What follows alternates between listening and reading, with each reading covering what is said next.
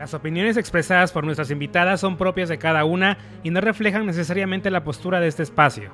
Creemos en el diálogo abierto y en la diversidad de ideas como herramientas fundamentales para la reflexión y el aprendizaje.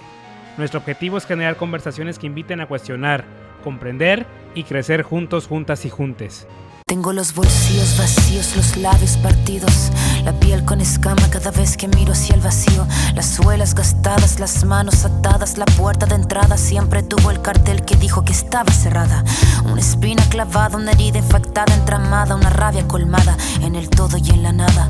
El paso torpe al borde sin acorde cada vez que pierdo el norte. Tengo la pérdida del soporte, el tiempo que clava me traba, la daga me mata, filuda la flama sin calma, que de las manos se me escapa, pero tengo mi rincón florido, sacar la voz, no estoy sola, estoy conmigo. Liberarse de todo el pudor, tomar de las riendas, no rendirse al opresor, caminar erguido sin temor, respirar y sacar la voz. ¿El aborto es un derecho humano? ¿Despenalizarlo es lo mismo que promoverlo? ¿Cómo influyen la desigualdad y la desinformación en el acceso a la salud reproductiva? Hoy vamos a hablar sin filtros sobre derechos reproductivos en México, desde el impacto de la despenalización del aborto, pasando por los obstáculos que enfrentan las mujeres y personas gestantes para decidir sobre su propio cuerpo. ¿Cómo impacta la religión en la construcción de políticas públicas sobre aborto y salud reproductiva en México? ¿Cuál es el impacto de la reciente despenalización del aborto en ciertos estados del país? ¿Qué significa realmente garantizar justicia reproductiva para todas? Para hablar de este tema, invité a una gran amiga y activista, Fernanda Castro Tarinda, a quien puedes encontrar en Instagram como @FernandaTarinda. Fer es licenciada en Relaciones Internacionales por la UNAM, apasionada del actuar colectivo y generación de redes feministas a nivel local y global. Fue consultora para el Foro Generación e Igualdad en INMujeres y jefa de Departamento de Vinculación Internacional en esa misma institución.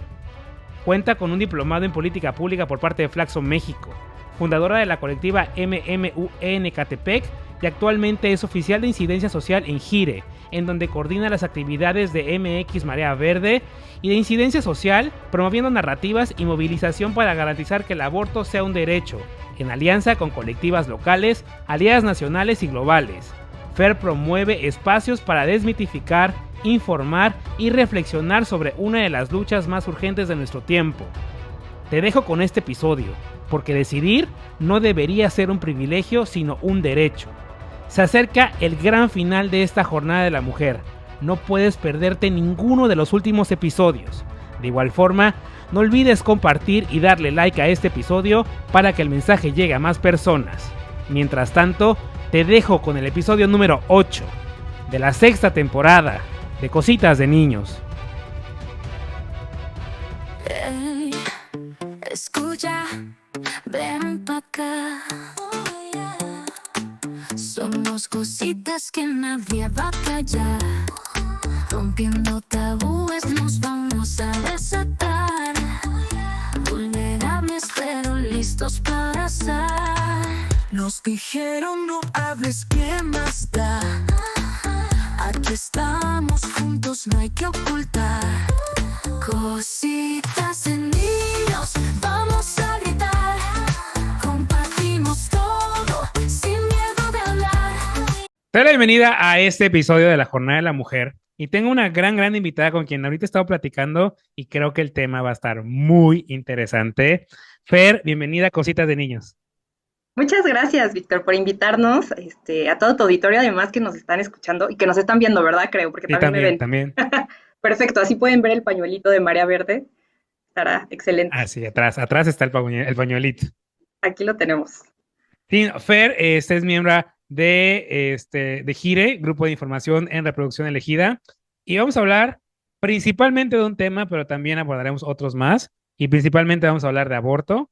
Es un tema muy actual, muy polémico, lleno de muchos ángulos, y una discusión que he tenido eternamente es que hablar del aborto no es decirte ve y aborta.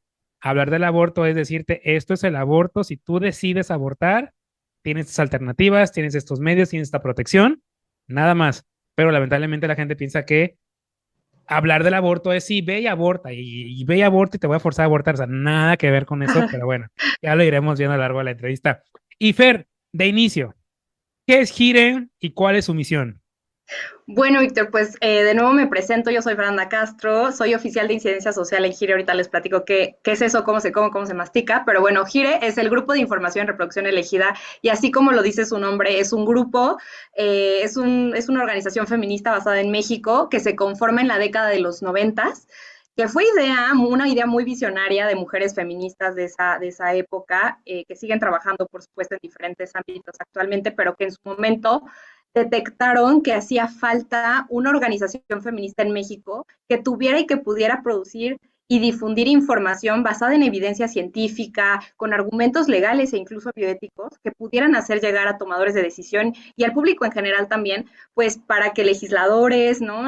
Pudieran legislar a favor de los cuerpos de las mujeres y personas con capacidad de gestar, y también que el público en general se quitara de estigmas, ¿no? Porque algo de lo que estoy 100% segura, Víctor, y no solo en el tema de aborto, en muchos otros temas, es que no es el aborto lo que pone en peligro la vida de las mujeres, es el estigma, ¿no?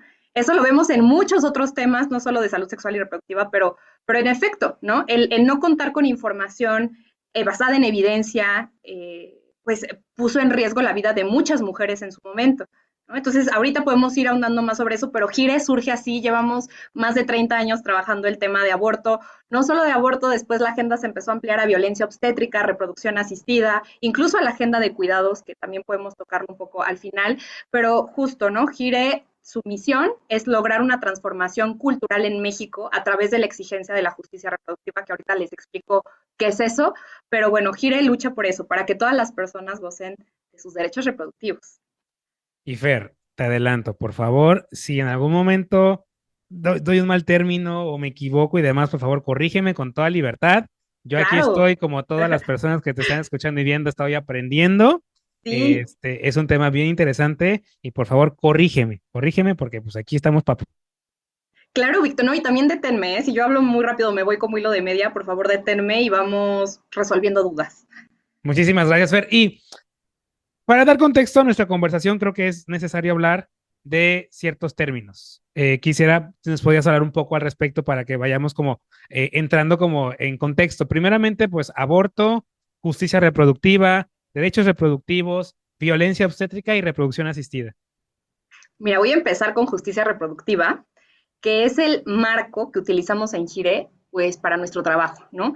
La justicia reproductiva abarca todos estos factores económicos, sociales, culturales, ¿no? Que permiten que las personas podamos decidir de manera libre lo que queramos hacer con nuestro destino reproductivo. Es decir, si quieres tener hijes o no, cuántos quieres tener, con qué esparcimiento los quieres tener, ¿no? Y las condiciones también en las que los quieres tener o no los quieras tener, ¿no? Hablar de justicia reproductiva es hablar de entender de manera mucho más profunda todas estas barreras estructurales, ¿no? De desigualdad pues que hay en el sistema que impiden que una persona pueda ejercer libremente pues, sus derechos reproductivos, ¿no? Entendiendo que los derechos reproductivos, aquí me adelanto ya al otro término, pues los derechos reproductivos son derechos humanos. Es esta capacidad que tenemos de elegir cómo queremos, justo, ¿no? O sea, cómo queremos ejercer nuestra vida reproductiva. No solo se limita a decidir si quieres o no tener hijos, ¿no? También tiene que ver con analizar qué tanto estamos teniendo acceso a servicios de salud en condiciones de calidad, de asequibilidad, de accesibilidad, ¿no?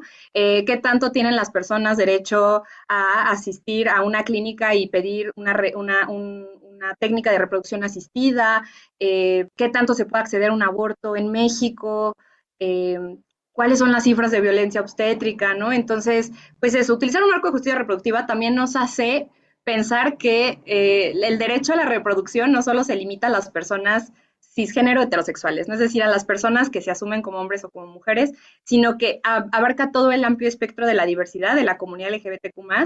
Para las personas que nos están escuchando y que tal vez se quedaron confundidas cuando yo mencioné personas con capacidad de gestar, me refiero a personas trans, ¿no?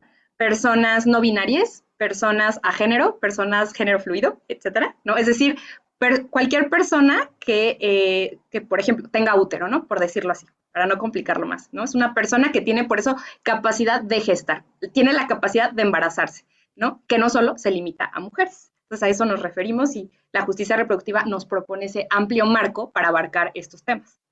Los derechos reproductivos, como les decía, son derechos humanos y es este conjunto de libertades que tenemos las personas, ¿no? Como derecho de decidir cómo quiero reproducirme, ¿no? En qué condiciones, ¿no? Y la autonomía reproductiva es justo, conlleva eso, el que tú puedas decidir sobre tu cuerpo. Y aquí, Víctor, me detengo un poco y es algo por lo cual yo estoy en esta causa. Y es que quiero que quien nos esté escuchando se ponga a pensar en esto, que igual es una idea muy básica, ¿no? Que dentro de con las feministas nos repetimos constantemente, y yo creo que para nosotras ya es muy normal cuestionárnoslo, pero de verdad pongámonos a pensar, ¿por qué el único territorio del cual tenemos 100% control, o sea, nuestro cuerpo es nuestro primer territorio de defensa? Es lo único que estamos seguros que está 100% bajo nuestro control. Pero no es así, ¿no? No es así. Y es una realidad triste y muy dura y es una violación grave de derechos humanos el que las personas, principalmente mujeres y personas con capacidad de gestar, no podamos ser dueñas de nuestro propio cuerpo. Ni siquiera, o sea, estaba leyendo un libro maravilloso que se llama La Vegetariana de Han Kang, acaba de ganar el Premio Nobel de Literatura este libro, y decía en una parte del libro dice, ¿cómo es posible que la única cosa a la que le podemos hacer daño, que es nuestro cuerpo, ni siquiera nos permitan hacer eso? ¿No? O sea, está súper fuerte. Me parece que hablar de autonomía reproductiva es el primer eslabón para hablar de toda una serie de derechos de salud. Y ahí lo voy a dejar, podemos ir ahondando en qué es la autonomía reproductiva, pero es la libertad, es esa capacidad que tenemos de decidir qué es lo mejor para nuestro proyecto de vida, para nuestras cuerpos, qué es lo mejor para ti, simplemente. Y vamos a ver, como a lo largo del podcast podemos ir hablando, que el Estado pone una serie de barreras normativas, ¿no? Legales, institucionales, y hay barreras sociales como el estigma que impiden que podamos ejercer nuestra autonomía reproductiva, ¿no? Ajá. No, y principalmente esto motivado por hombres, que es lo más irónico del asunto. Pues sí, o sea, no quería, no quería ponerlo en esos términos, pero bueno, a ver, más allá de hablar de quién es como el culpable, sabemos que vivimos en un sistema patriarcal que afecta de igual manera a hombres y a mujeres, Víctor, ¿no? Y seguramente tú que has trabajado temas de masculinidad, pues el patriarcado afecta de manera similar a hombres y a mujeres. La otra vez estaba hablando con unas compañeras fuera de gira y demás sobre si nos habíamos hecho pruebas de infecciones de transmisión sexual. Y decíamos, no, pues sí, ¿no? O sea, entre mujeres es como muy común hacerte un PCR para saber si tienes VPH o si tienes alguna otra ITS. Y entre los colegas varones cis hetero, no. Y sí, una parte es porque no quieren, porque cuesta perder privilegios, pero otra parte también es porque el sistema de salud ha enfocado toda la política pública de salud sexual y reproductiva en los cuerpos de las mujeres.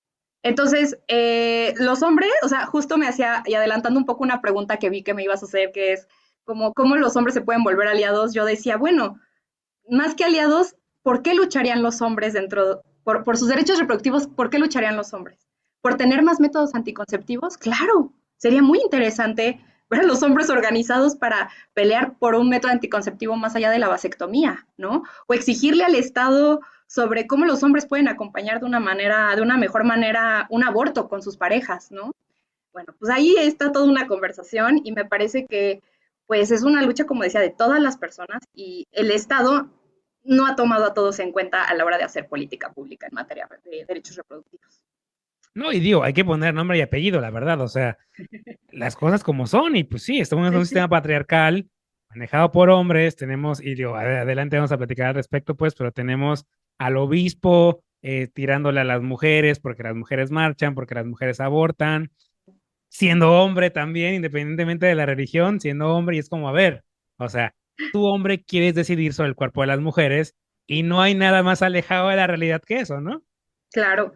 Y pues sí, o sea, como te decía, hay que volver a la idea básica, ¿no? Cuando me preguntan, Fer, pero o sea, ¿por qué tanto, o sea, por qué tanto barullo en torno al tema del aborto? Y yo, pues porque el Estado ha criminalizado el cuerpo de las mujeres simplemente por el hecho de decidir sobre si queremos o no ser madres, porque viene de una idea muy básica que es que los cuerpos de las mujeres son, o sea, que las mujeres somos objetos reproductores y no somos objetos, por ejemplo, de placer, de gozo, ¿no?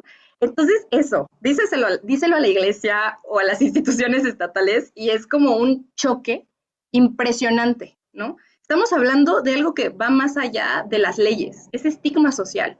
es una construcción social de género que nos ha impedido ejercer nuestros derechos en toda su plenitud, ¿no? Entonces, el negar un aborto es seguir reforzando la idea de que las mujeres solo estamos en este mundo para parir y para ser madres. Y es la peor tortura que te pueden hacer como ser humano. Sí, totalmente, totalmente. Y pues ya vamos a irnos adentrando aquí al tema de inicio.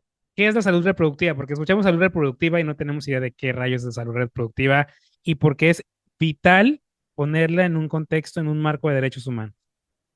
A ver, la salud reproductiva es, según incluso como lo ha definido algunos instrumentos internacionales de derechos humanos o organizaciones como la Organización Mundial de la Salud, que es la autoridad máxima sanitaria a nivel mundial, es este estado máximo de salud física, mental y social, ¿no? Al que tienes derecho, ¿no?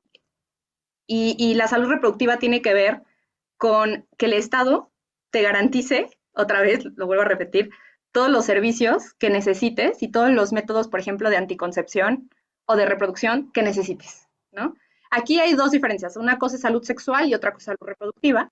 Gire trabaja salud reproductiva, no trabajamos salud sexual. Si bien los dos conceptos son, pues están ligados, están vinculados, intrínsecamente sí son distintos. La salud sexual tiene que ver más bien con temas de enfermedades de transmisión sexual, infecciones, perdón, de transmisión sexual, como cómo se pone el condón, por ejemplo, ¿no? Y hay muchas organizaciones en México que se dedican a esto, hacen pruebas de detección rápida, de ITS, etcétera. Y por otro lado, la salud reproductiva pues tiene que ver con lo relacionado a tu aparato reproductor, ¿no? Con todo lo que tiene que ver con si quieres tener hijos, cómo los quieres tener, etcétera. O sea, por ejemplo, cómo el Estado provee métodos de anticoncepción, técnicas de reproducción asistida, aborto, ¿no? Eso es la diferencia con salud sexual y salud reproductiva. Tener una buena salud reproductiva no quiere decir, porque mucha gente dice, ay, Fer, pero es que yo no padezco nada, ¿no? O yo no tomo pastillas, yo no tengo DIU, pero yo y mi pareja usamos condón, está bien. Eso no significa que tengas salud reproductiva,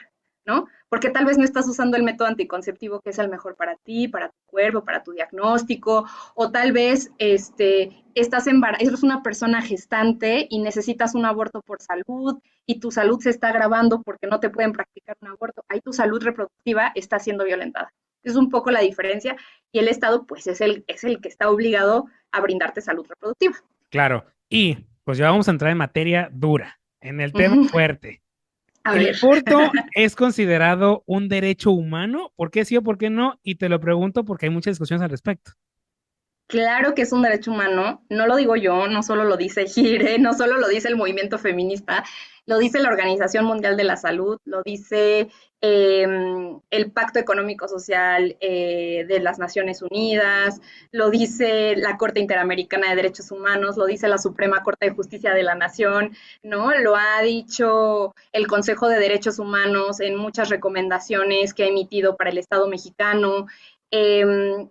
Lo dice la Constitución, ¿no? En el artículo 4 constitucional se establece que todas las personas tenemos el derecho de elegir cuántos hijos vamos a tener, ¿no? O sea, cuántos hijos, cómo, con quién, eso es completamente tu decisión. Y pues el Estado tiene que tener todo preparado, la infraestructura, el medicamento, el personal capacitado para atender sea cual sea tu decisión.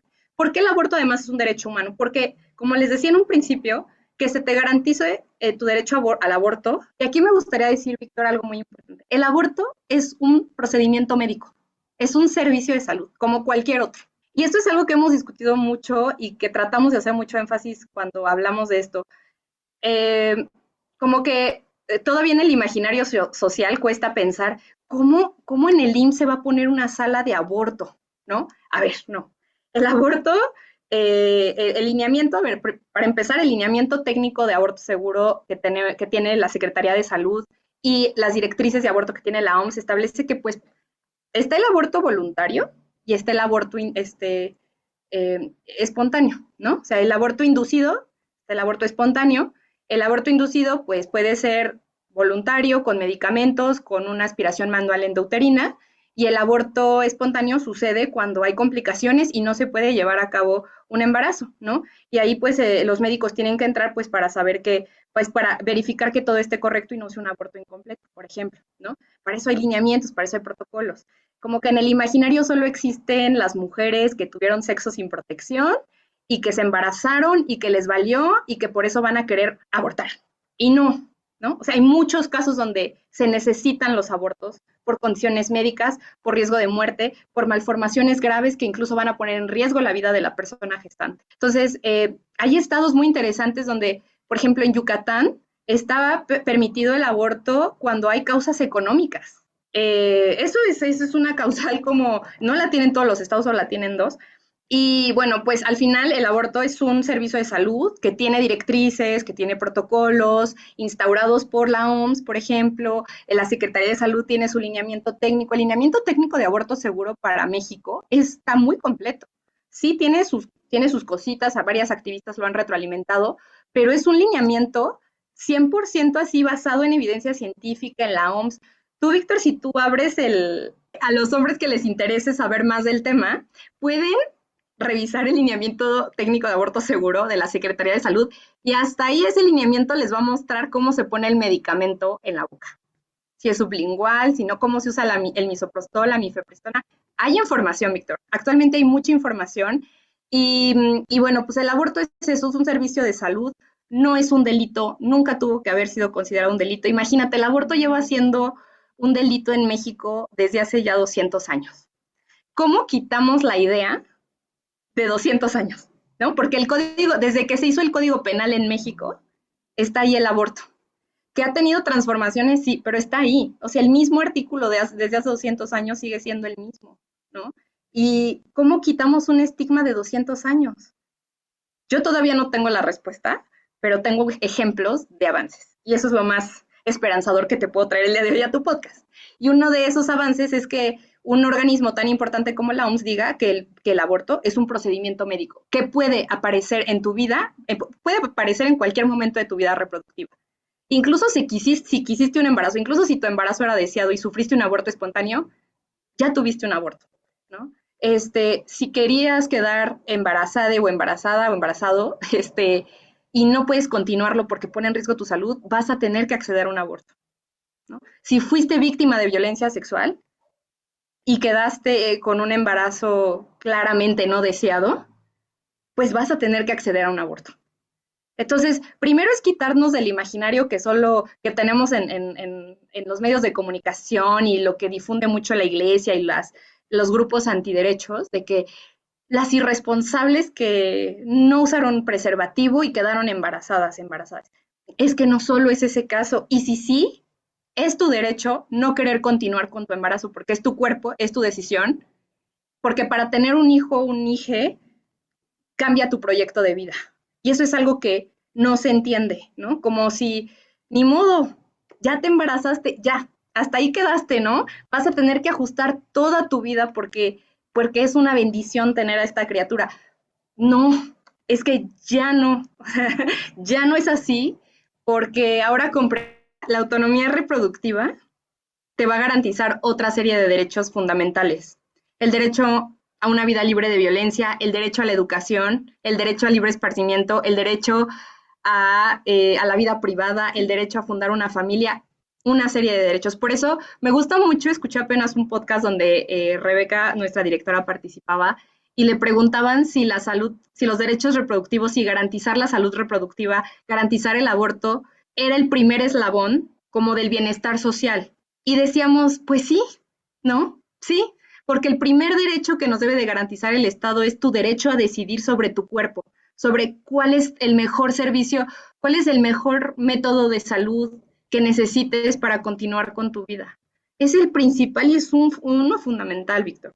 Entonces, pues bueno, hay información. El aborto sí es un derecho humano, lo dicen los protocolos internacionales, lo dice la Constitución mexicana y lo seguimos reforzando desde el movimiento feminista. Y te voy a hacer una pregunta que para mí es fundamental, porque hace poquito me eché una discusión en Instagram, hazme el favor, en Instagram, porque escuchaba yo que en Ciudad de México querían mover el tema del aborto, pues, Entiendo. del Código Penal a la Ley de Salud, Ajá. y te decían, no, es que moverlo, lo que va a hacer es que ahora tengas 9 meses y puedas abortar, ¿no? El típico que a los 9 meses van a abortar. Entonces, mi pregunta es la Ajá. siguiente, o sea, ¿qué requisitos hay o qué elementos hay para que tu mujer decidas abortar? Ok, sí, sí puedo abortar sin ninguna consecuencia legal, porque reitero, o sea, la discusión era esa, que si lo movían del Código Penal a la ley de salud, iba a permitir que las mujeres abortaran a los 9 meses. Es como, a ver, eso no va a pasar, pero ¿cuáles No, son como los requisitos? ¿Hay lineamientos? ¿Qué pasa ahí? a ver, sí, en efecto, me parece que esa discusión seguro la tuvieron cuando en la Ciudad de México comenzó la discusión para derogar, eliminar por completo el aborto del Código Penal de la Ciudad de México. Porque como saben, sí, la Ciudad de México fue la primera entidad en legalizarlo hasta las 12 semanas, ¿no? Pero te voy a decir algo, Víctor, algo muy curioso. La Ciudad de México, a pesar de ser la ciudad que ya lleva que 17 años, ¿no? Con el aborto despenalizado hasta las 12 semanas, al mismo tiempo es la entidad con más carpetas de investigación que se han abierto por el delito de aborto. Y te voy a dar la cifra, porque la anoté para traértela a tu podcast. Se han abierto 1,257 carpetas de investigación desde el 2015 hasta septiembre del 2024, según el Secretariado Nacional de Seguridad Pública. ¿Por qué? ¿Qué está pasando si se supone que la Ciudad de México es la ciudad de derechos, es la ciudad donde todas las personas van por un aborto, donde se legalizó desde hace 17 años? Pues por el estigma social y porque el aborto, aunque esté legalizado hasta las 12 semanas, sigue estando dentro del Código Penal de la Ciudad de México. O sea, el delito de aborto en la Ciudad de México después de las 12 semanas sigue existiendo.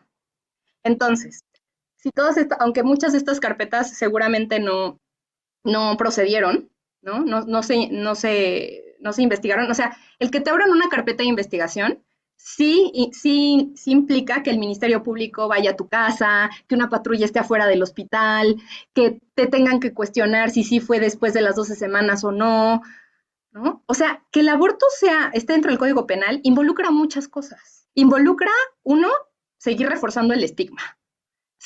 La OMS lo dice, la Organización Mundial de la Salud dice, si tu país tienes a tu aborto dentro del código de tus leyes penales, estás restringiendo el acceso a la salud.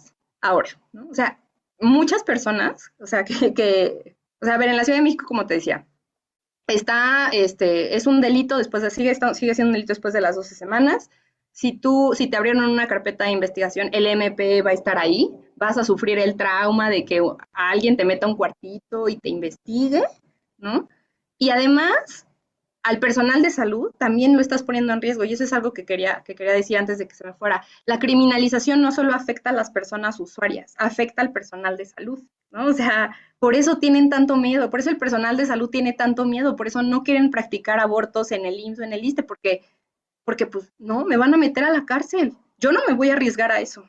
Yo no, prefiero denunciarla a la usuaria antes de que me hagan algo a mí. Que esté dentro del Código Penal implica muchas cosas. Y como les digo, hasta le das más chamba a las fiscalías que no necesitan, ¿no? O sea, el aborto es un delito que innecesariamente tiene que perseguirse, porque no es algo, entonces, al contrario, ¿no? El aborto pues beneficia la salud de las personas, tanto mental, física, le garantiza una serie de derechos como les comentaba, ¿no? Entonces, si esta discusión yo también la escuchaba, que el aborto se vaya a la ley sanitaria es lo correcto, y es lo que dice la OMS, y es lo que han dicho las recomendaciones internacionales en derechos humanos, ¿no? No significa que van a abortar a los 9 meses. Y si sí, ¿qué? O sea, perdón que lo ponga así, pero al final de cuentas es tanto el estigma y es tanta la idea interiorizada y enraizada de que el cuerpo de las mujeres tiene que servir para gestar, que cualquiera se atreve a opinar sobre tu cuerpo, ¿no? Entonces, no va a significar que aborten a los 9 meses, no va a significar que estemos promoviendo el aborto. Nadie quiere pasar por un aborto, Víctor. Nadie quiere pasar por un aborto. Yo aborté, no quisiera volverlo a pasar. Amigas mías han abortado, nadie quisiera estar en una sala sufriendo una MEU o viviendo una MEU, perdón, o abortando en tu casa con medicamentos porque además es doloroso. O sea, no es algo que quisiéramos hacer, es algo que se presenta en tu vida reproductiva y necesitas solucionarlo si no lo quieres. Y para eso están los procedimientos y los protocolos médicos, ¿no? Entonces, que esté en el Código Penal nos sirve, obstaculiza, restringe derechos. La Suprema Corte ya lo dijo en 2021, es inconstitucional criminalizar el aborto, tener en el Código Penal. Además, las causales, porque bueno, ¿no? Pausa jurídica. Tenemos las excluyentes de responsabilidad y tenemos también pues lo que es no punible, ¿no? Castigos como de no, medidas de no punibilidad. Es un rollo jurídico que justo no me quiero aventar porque es muy confuso. O sea, recuerden que México es una federación. Entonces, el aborto está regulado diferente en cada entidad. Cada entidad tiene pues esa jurisdicción, ¿no? O sea, pueden regular el aborto como quieran, pueden ponerle los excluyentes que quieran, las causales que quieran. Les invito a ver el sitio web de Gire, en donde van a encontrar mucha información sobre aborto. Y tenemos una tablita que si ustedes entran, les va a decir, no, Fer, o sea, no entiendo. Pues no, porque es muy confuso. Imagínate el personal de salud, todo lo que tiene que conocer en su materia y además chutarse la legislación y saber que cuando le llega un usuario o un usuario a solicitar un aborto, tiene que recordar, ay, ¿cuáles son las causales de no punibilidad? ¿Cuáles son las causales de exclusión? Ay, no, me van a meter a la cárcel. Pero si entonces tiene 12.5 semanas, si tiene 13 semanas, ¿la dejaré o no se lo podré proveer o no se lo podré? Por favor, es que es una confusión tremenda, ¿no? Es una confusión que genera que no te den el servicio y que el personal médico se sienta criminalizado, ¿no? Entonces no le sirve a nadie que el aborto esté dentro del Código Penal. Y estos argumentos además son súper sensacionalistas y son argumentos que los antiderechos han colocado ahí y están funcionando muy bien y lo voy a decir por qué, porque muchos medios en ese momento se compraron muy fácil esa idea. A pesar de que son medios aliados, a pesar de que los medios de comunicación ya llevan una larga trayectoria hablando de aborto, lo han hecho bien y han evolucionado bien, como que retrocedimos, como que de pronto otra vez estos argumentos sensacionalistas, amarillistas de es que van a matar bebés a los 9 meses, es como, no, eso no va a suceder. Y sí, sí hay abortos después de las 12 semanas de gestación, sí las hay. Y para eso hay procedimientos médicos que son muy complicados, son caros, y no cualquier personal de salud los puede hacer. Y estos son casos donde el riesgo a la salud donde hay riesgo a la salud, donde hay peligro de muerte, donde incluso pudo ser una persona, Víctor, que es víctima de violencia doméstica. Imagínate tú. El marido no, o la pareja, no le da dinero para hacerse que depende económicamente de esta pareja, que no pudo acceder a una prueba de embarazo, que no pudo acceder a métodos anticonceptivos, que tuvo que pedir ayuda para huir de su casa. Y en ese momento tal vez ya tenía 20 semanas de gestación. Es que la gente no se pone a pensar en eso, te digo, en el imaginario se repite otra vez la chica adolescente que le valió y que no se protegió y que se quiso embarazar y que quiso tener un aborto, que se embarazó para querer tener un aborto, nada más para eso, ¿no? Así existe en el imaginario. Entonces, son causas, casos muy graves y muy delicados, que a veces hasta son personas que han sido víctimas de trata. Entonces, yo invito mucho a la audiencia a aperturarse, a saber que cualquier persona que me esté escuchando, si ya vivió un aborto, puede entenderlo, ¿no? O sea, es un servicio de salud, no tuvo que haber sido considerado un delito, porque lo consideras un delito y entonces, ¿qué pasa con todas estas personas? Eso. Y Fer, digo, te lo dije, ¿no? Lo importante es siempre hablar con la información para que las mujeres decidan. ¿Qué Exacto. riesgos conlleva un aborto? ¿Qué riesgos hay si tú decides, sí, voy a abortar? Vale, pues mira, los riesgos existen cuando llegas bueno, a ver, también, paréntesis, Gire trabaja solo con casos de violaciones a derechos humanos, o sea, por el Estado, ¿no? Obviamente. Cuando hubo una negación de aborto en instituciones públicas de salud. Entonces, la experiencia que yo les voy a contar es de personas que se les ha negado el aborto y que por eso han puesto en riesgo su vida.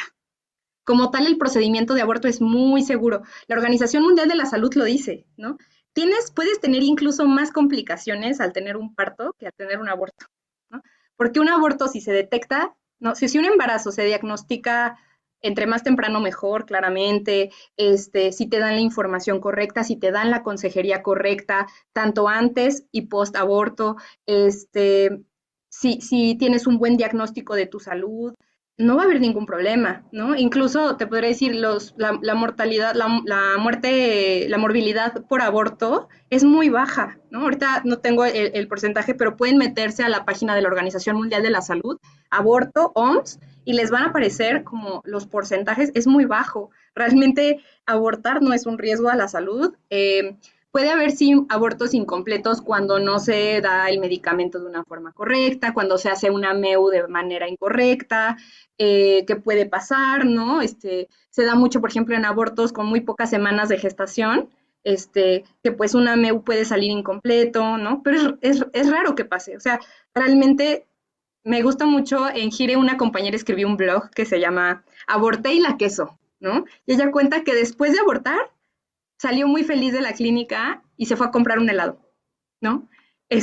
Porque realmente sales caminando, sales como si nada, pero todo depende del servicio de salud que te proporcionó el servicio, ¿no? Ese es el problema, o sea, la otra vez escuchaba un activista con VIH, Alain Pinzón, que me encanta, y Alain, sí, Alain me encanta porque él decía como, el problema no es el VIH, el problema es que no hay medicamento, no hay retrovirales, el problema es que no hay pruebas de detección rápida, el problema es el estigma, el problema es la exclusión social, y con el aborto me parece que pasa lo mismo, ¿no? El problema no es el aborto, no es el servicio en sí, porque es un procedimiento médico avalado por la OMS, con todo lo que ya les dije, hay protocolos, y hay mucha información al respecto.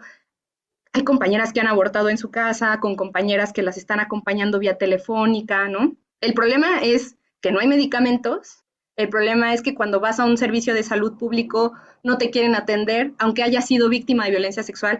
Y para volverlo a repetir, si ustedes fueron víctimas de violencia sexual, saben que en cualquier entidad de la República Mexicana pueden acceder a un aborto sin necesidad de tener una denuncia ante el MP. Eso es muy importante. Y hay una norma mexicana, que es la norma mexicana 046, ¿no? Que habla sobre víctimas de violencia sexual. Tienen derecho, ahí viene en la norma, tienen derecho a un aborto, ¿no?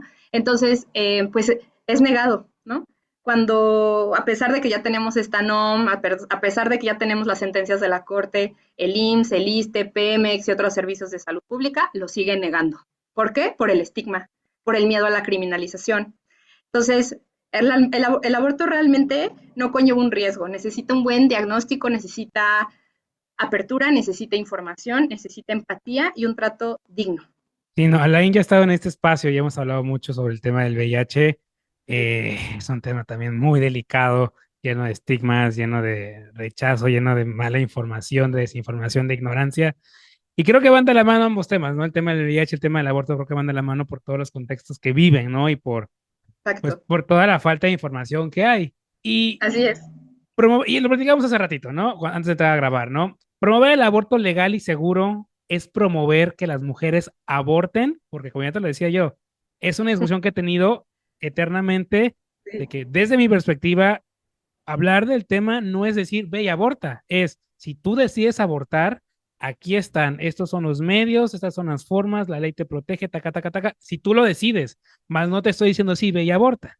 A ver, los antiderechos se han agarrado mucho de lo que sucede en otros países, ¿no? Es que cuando en Canadá se legalizó y se quitaron los plazos, o en Nueva Zelanda se quitaron los plazos, se aumentó el número. Pues claro que aumentó el número porque las mujeres ya no sintieron miedo de ir a abortar, ¿no? Pero no, o sea, eso va a pasar porque además va a suceder, o sea, cuando haces una nueva ley, una nueva política pública, Víctor, pues obviamente generas indicadores, generas estadística, ¿no? Se genera toda una masa crítica alrededor de esa nueva ley. Y eso va a inferir que haya nuevas cifras, porque creaste una nueva ley, ¿no? Simplemente por eso.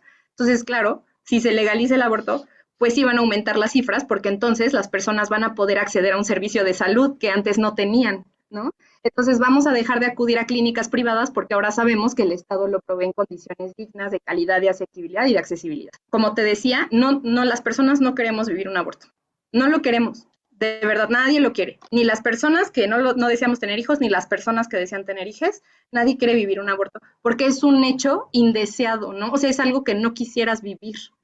O sea, dime tú quién se va a embarazar por diversión para ir a ver qué se siente tener una MEU sin anestesia. O sea, claro que no, eso no sucede, ¿no? Entonces, por eso son argumentos sensacionalistas, son argumentos amarillistas que los antis ocupan en sus campañas, pues para desinformar y generar miedo, ¿no? Entonces, no, nadie aborta por diversión. Si hablamos y si promovemos el aborto seguro, es que promovemos que el Estado provea un servicio de salud que es su obligación, ¿no? Además, a mí me gusta mucho que en Marea Verde, en MX Marea Verde, que es el movimiento que conglomera organizaciones, colectivas, activistas en México y que la Marea Verde conforma el músculo activista a favor del aborto más fuerte, no solo en México, sino en toda América Latina. pues promovemos que justo haya educación sexual para decidir, ¿no?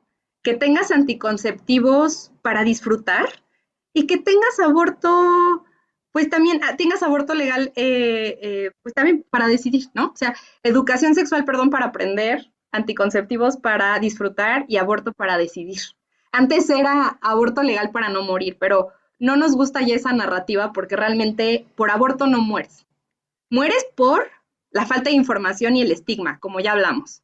Entonces, ¿para qué necesitamos el aborto? Para decidir sobre nuestro cuerpo, sobre el proyecto de vida que necesitamos, para decidir sobre nuestra salud, para garantizar nuestra autonomía y nuestra libertad, que es lo único que en este sistema patriarcal y capitalista nos queda, defender nuestro cuerpo, ¿no? O sea, así como las personas decidimos dejar de comer carne, así también las personas podemos decidir no tener hijes, ¿no? Y no ser juzgadas por eso. Y que sí, y también decir, ¿no? Y repetir, ningún método anticonceptivo es 100% seguro. Todos tienen un porcentaje de, pues, de que no funcionen, ¿no? Esta se me fue la palabra. Pero no te pueden funcionar las pastillas anticonceptivas, sufres de violencia doméstica, sufres de violencia psicológica y tu pareja se rehúsa a usar condón, vives en una cultura en donde está mal visto que las mujeres tomen pastillas anticonceptivas o píldoras del día de siguiente, porque eso existe, ¿no?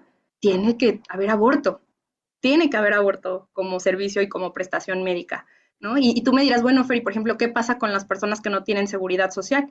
Pues es otro reto. O sea, en cualquier centro de salud te tendrían que proveer el servicio. En cualquier centro de salud te tendrían que dar misoprostol y mifepristona.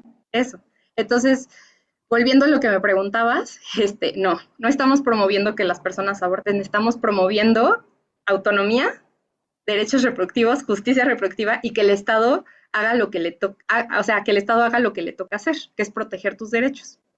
No, y qué bueno que mencionas esta parte porque me acuerdo mucho en particular de un flyer que andaba ahí en Facebook y ponían, ¿no? Que las mujeres cierren las piernas para que no maten niños, ¿no?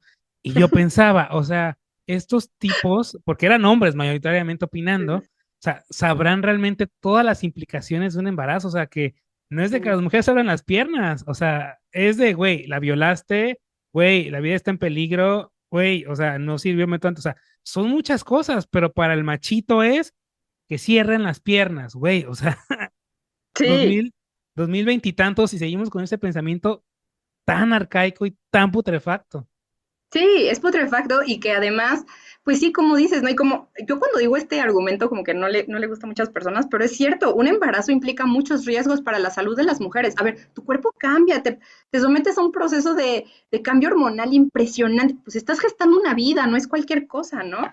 Una vida, soy un antiderechos ahora. No, pero sabes a lo que me refiero. O sea, vas a pasar por un proceso muy complicado y tu cuerpo también. Entonces, no es una decisión de qué sabor quiero mi helado, ¿no? O sea, no, es una decisión que implica tu salud mental, física, etcétera. Y por supuesto, los hombres antis no lo van a entender. También hay hombres que están más conscientes de esta situación. A mí me tocó abortar con un compañero que tuvimos una relación durante 3 años y se portó maravillosamente, lo entendió, hizo las preguntas que tenía que hacer, compartimos los gastos. Yo aborté en una clínica privada porque sigo sin confiar en el Estado. Eso también nos está diciendo algo, ¿no? Afortunadamente tuve los recursos para hacerlo y sí me sentí muy acompañada. Y justo tiempo después de que aborté, fui a Tijuana a conocer una organización que también defiende los derechos reproductivos en Baja California y tenían un libro que les había dado una organización nacional que se llama Los hombres y el aborto. Y entonces abrí el librito y estaba muy interesante porque hablaba de cómo la masculinidad sufre, hay un retorcijón cuando los hombres acompañan a sus parejas a abortar. Yo lo viví. Esta pareja se cuestionó su masculinidad y su condición de proveerme de seguridad, ¿no? Es que era mi responsabilidad, es que yo tenía que cuidarte, es que ahora qué cara le voy a poner a tus papás. Y yo, ¿te estás escuchando? ¿Acaso tu masculinidad frágil se está cuestionando a raíz de un aborto? Sí, sí, eso pasa y eso sucede y es muy interesante si los hombres se atreven a vivir ese proceso de interiorizar y de reflexionar qué pasa cuando acompañas a una persona gestante o a tu pareja, a una mujer en tu vida que necesita abortar, qué pasa contigo y con tu masculinidad, ¿qué se trastoca? ¿Qué es lo que te trastoca cuando alguien decide interrumpir un embarazo? Es muy interesante, ¿eh? Estaría muy bueno un círculo de reflexión sobre los hombres y el aborto. Sí, porque al fin y al camino es algo que pues no solamente impacta a las mujeres, sino también impacta a los hombres y sería bien interesante, como dices tú, hablar al respecto. Yo no lo había pensado de esa perspectiva, pues, y creo que valdría mucho la pena, ¿no? Platicar con parejas, hombres, al respecto, ¿no? O sea, qué pasó por su mente, cómo lo Claro, vivieron y demás. porque no hay contención, o sea, organizaciones como Fondo María, que hace un trabajo espectacular, tienen círculos de contención emocional. En Gire y con Marea Verde estamos haciendo talleres de abordando el aborto, donde bordamos pañuelos y vamos hablando sobre estigmas y mitos, pero hasta la fecha no conozco círculos donde den contención a parejas, tanto hombres o mujeres o parejas bisexuales, no sé, o sea, como cómo vivieron ese proceso, porque muchas veces las personas gestantes o las mujeres no lo vivimos solas. Tal vez sí estuvimos acompañadas y no sabemos cómo se sintió la otra persona. Y de ahí podemos sacar ideas para campañas, y eso viene ligado con otra pregunta que igual me voy a adelantar un poquito que sé que me vas a hacer, que es cómo trabajamos socialmente los estigmas, ¿no? O sea, cómo vamos a ir derribando todas estas cosas. Y justo muchas ideas salen de las experiencias que vivimos, ¿no? Muchas cosas, muchas campañas, muchas cosas que ha hecho Gire, por ejemplo, pues salen de los casos que hemos acompañado, escuchando las historias, escuchando incluso las historias del personal médico. ¿Cuál es el impacto de, pues, la despenalización del aborto a nivel nacional, que ya, bueno, más y más estados están uniéndose a despenalizar el aborto y cómo enfrentar los desafíos legales y administrativos que, pues, todo esto conlleva y qué estrategia tiene Gire para incidir en la política pública respecto a este tema? Uy, me encanta. Con esta pregunta nos podríamos llevar ya todo el podcast, pero trataré de serlo más breve. Actualmente tenemos 20 estados que han despenalizado el aborto. El último fue Chihuahua por una sentencia que acató bueno, más bien porque no acató una sentencia de la Suprema Corte y la Suprema Corte dijo, esto es inconstitucional, Chihuahua, tenemos que despenalizar ya. Entonces lo declaró inconstitucional, pues ahora si eres de Chihuahua ya pues se supone que podrías tener que acceder a un aborto legal, seguro y gratuito, ¿no? Esperamos que mañana me parece que en Yucatán, el Congreso de Yucatán va a discutir la despenalización, esperemos que suceda, ¿no? Que se convierta en el estado número 21, pero bueno, hablamos de que, como les decía hace un rato, México es una federación y es muy complicado porque tienes que ir avanzando estado por estado por estado. ¿Cómo se ha logrado que hasta 2025 ya tengamos 20 estados despenalizados? ¿No? Pues bueno, a través de Gire, no solo Gire, muchas otras organizaciones tienen sus estrategias, pero bueno, Gire ha hecho una estrategia de litigio muy interesante que ha consistido en hacer amparos, ¿no? En todos los estados, prácticamente en cada estado de la República tenemos un amparo. En donde queremos que le pedimos a los tribunales colegiados que le dicten a sus congresos estatales que despenalicen, ¿no? Así se logró Aguascalientes en 2023, una sentencia que nos alegró mucho en su momento porque los amparos, para quienes no son juristas como yo y que lo he tratado de entender y por eso no hablo tanto abogañol como ya se dieron cuenta, pero los amparos usualmente se hicieron como mecanismos de protección de tus derechos humanos que te afectan de manera individual, ¿no? Pero este amparo de Aguascalientes, como otros que ha metido Gire, tienen efectos generales. Hasta ahora, no sabemos qué vaya a pasar o cómo se vaya a mover esto después de la reforma judicial, pero bueno, previo a eso, en Aguascalientes sucedió que nuestro amparo pues, tuvo efectos generales, que la Suprema Corte le dictó al Congreso de Aguascalientes eliminar el delito de aborto, despenalizarlo. El Congreso de Aguascalientes pues cumplió, lo despenalizó hasta las 12 semanas. Sin embargo, en agosto del año pasado, los antiderechos tuvieron un auge repentino, sorpresivo también un poco, se tenían la estrategia muy bien guardada y pues redujeron el plazo de 12 a 6 semanas. Y con esto quiero decirles que ningún derecho está ganado, ningún derecho está garantizado, lamentablemente, ningún derecho está garantizado y por eso más que nunca tenemos que seguir saliendo a marchar, tenemos que seguir difundiendo esta información en espacios como el tuyo, Víctor, y también pues que cada vez más personas se sumen a esta lucha y que comprendan que no somos criminales quienes decidimos sobre nuestro cuerpo. Y bueno, pues esta estrategia que tiene Gire no solo consiste en litigio, si bien los amparos se han hecho de la mano y conjuntamente con colectivos locales en cada estado, también ha sido parte y fruto este éxito que se ha tenido en los 21 estados, pues por el movimiento feminista, por la marea verde que les platicaba, por este músculo verde tan fuerte que hay y que ha empujado, ¿no? Las compañeras de Yucatán, por ejemplo, hoy están apuradísimas, tratando de convocar a que la banda llegue al Congreso mañana, de que estén afuera. Nosotras hicimos, por ejemplo, una rodada fuera del Senado en abril del año pasado, porque también ahí está pendiente en el Senado, pues aprobar, ¿no? Pues acatar la sentencia de la Corte sobre que se debe de eliminar el aborto del Código Penal Federal, lo cual significaría que el IMSS, el ISSSTE y todos los servicios de salud estarían obligados a prestar servicios de aborto. Ya vieron, creo que el ISSSTE, el ISSSTE se supone dijo que ya los iban a prestar. Pues veamos en qué condiciones, veamos cómo, veamos cuánto personal objetor va a salir, pero bueno, confiamos en que sí. Y bueno, pues esa es un poco la estrategia de litigio que se ha conformado. De la mano viene es la incidencia política. La incidencia política es pues toda esta asesoría técnica que desde Gire le damos a los legisladores, a las legisladoras, pues para que puedan tomar las decisiones basadas en los más altos estándares de derechos humanos, ¿no? Y es que a veces hay mucha voluntad política y no hay información. Y a veces está al revés, a veces tienen mucha información y no hay voluntad política. Principalmente porque hay que dialogar con muchas bancadas o a veces el partido hegemónico no quiere o, bueno, un sinfín de cosas, ¿no? Pero ahí están los compañeros de incidencia política de Gire haciendo la chamba.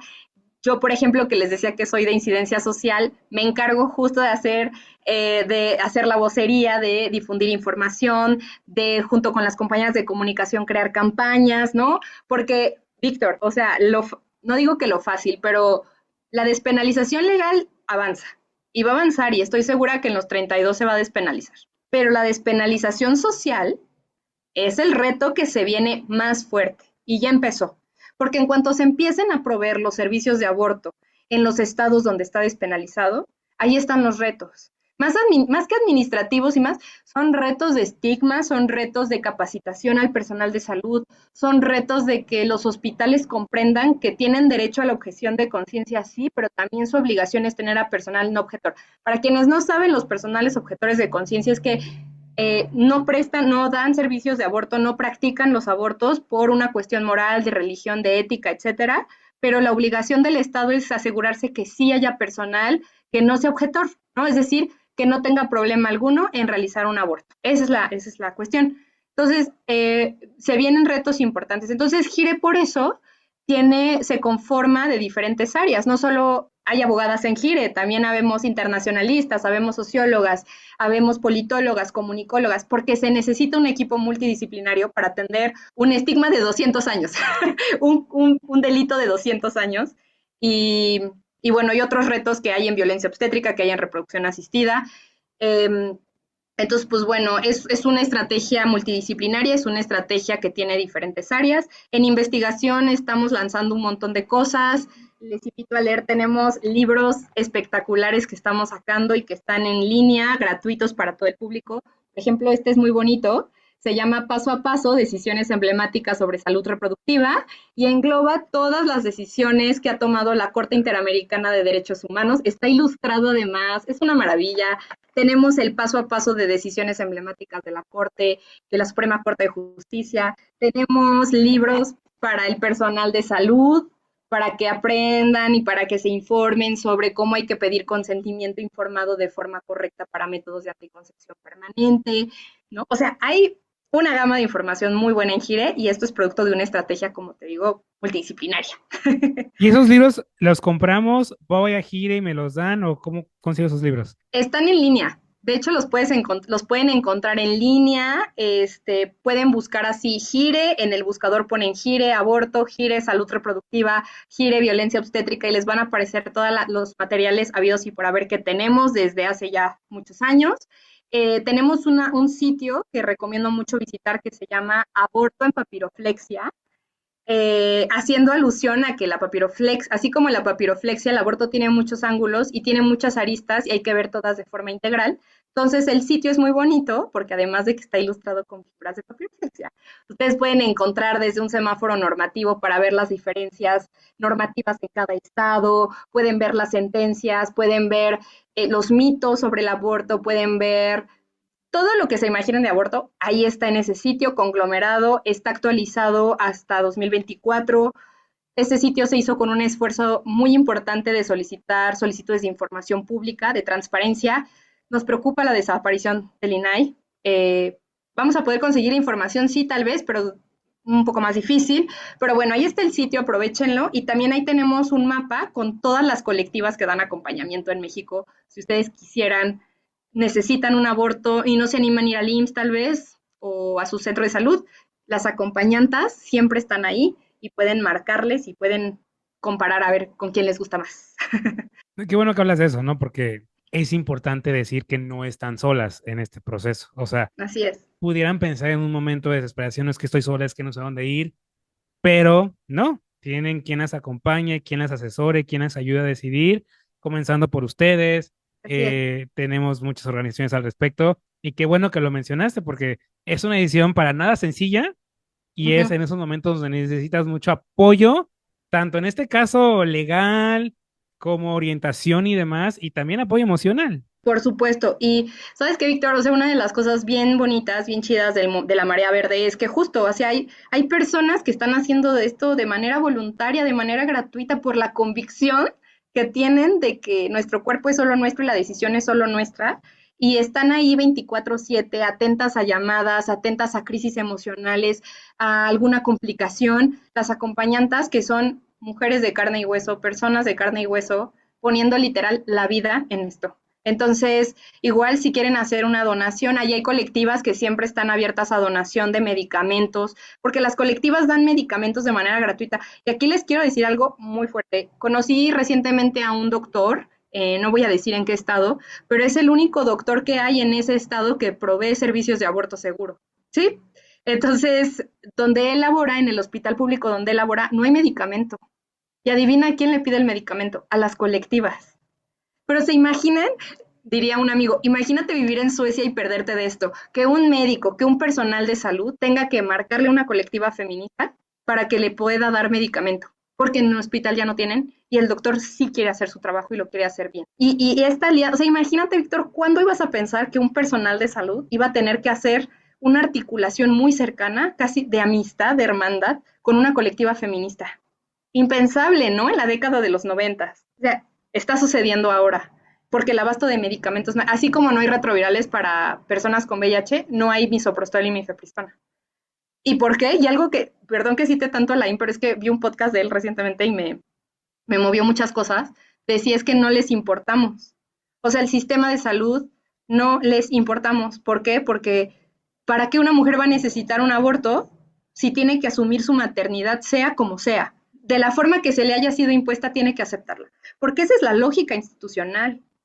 Porque no creo que la MISO y el MIFE estén como medicamentos prioritarios. No creo que los retrovirales estén como medicamentos prioritarios. Y eso es un problema de salud pública. No me voy a meter en temas políticos, pero Sí. decía nuestro anterior presidente que los conservadores eran otros, ¿no?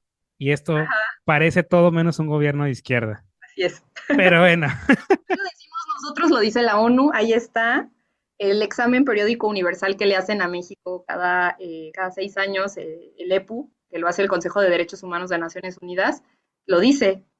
México sigue violando el derecho humano a la salud de las mujeres y de las personas con capacidad de gestar por no tener medicamento, por no tener personal, por no tener infraestructura y por tener al personal de salud en condiciones no óptimas para su trabajo. Eso lo dice el Consejo de Derechos Humanos, no nosotros.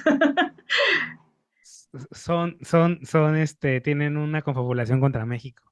Sí, claro.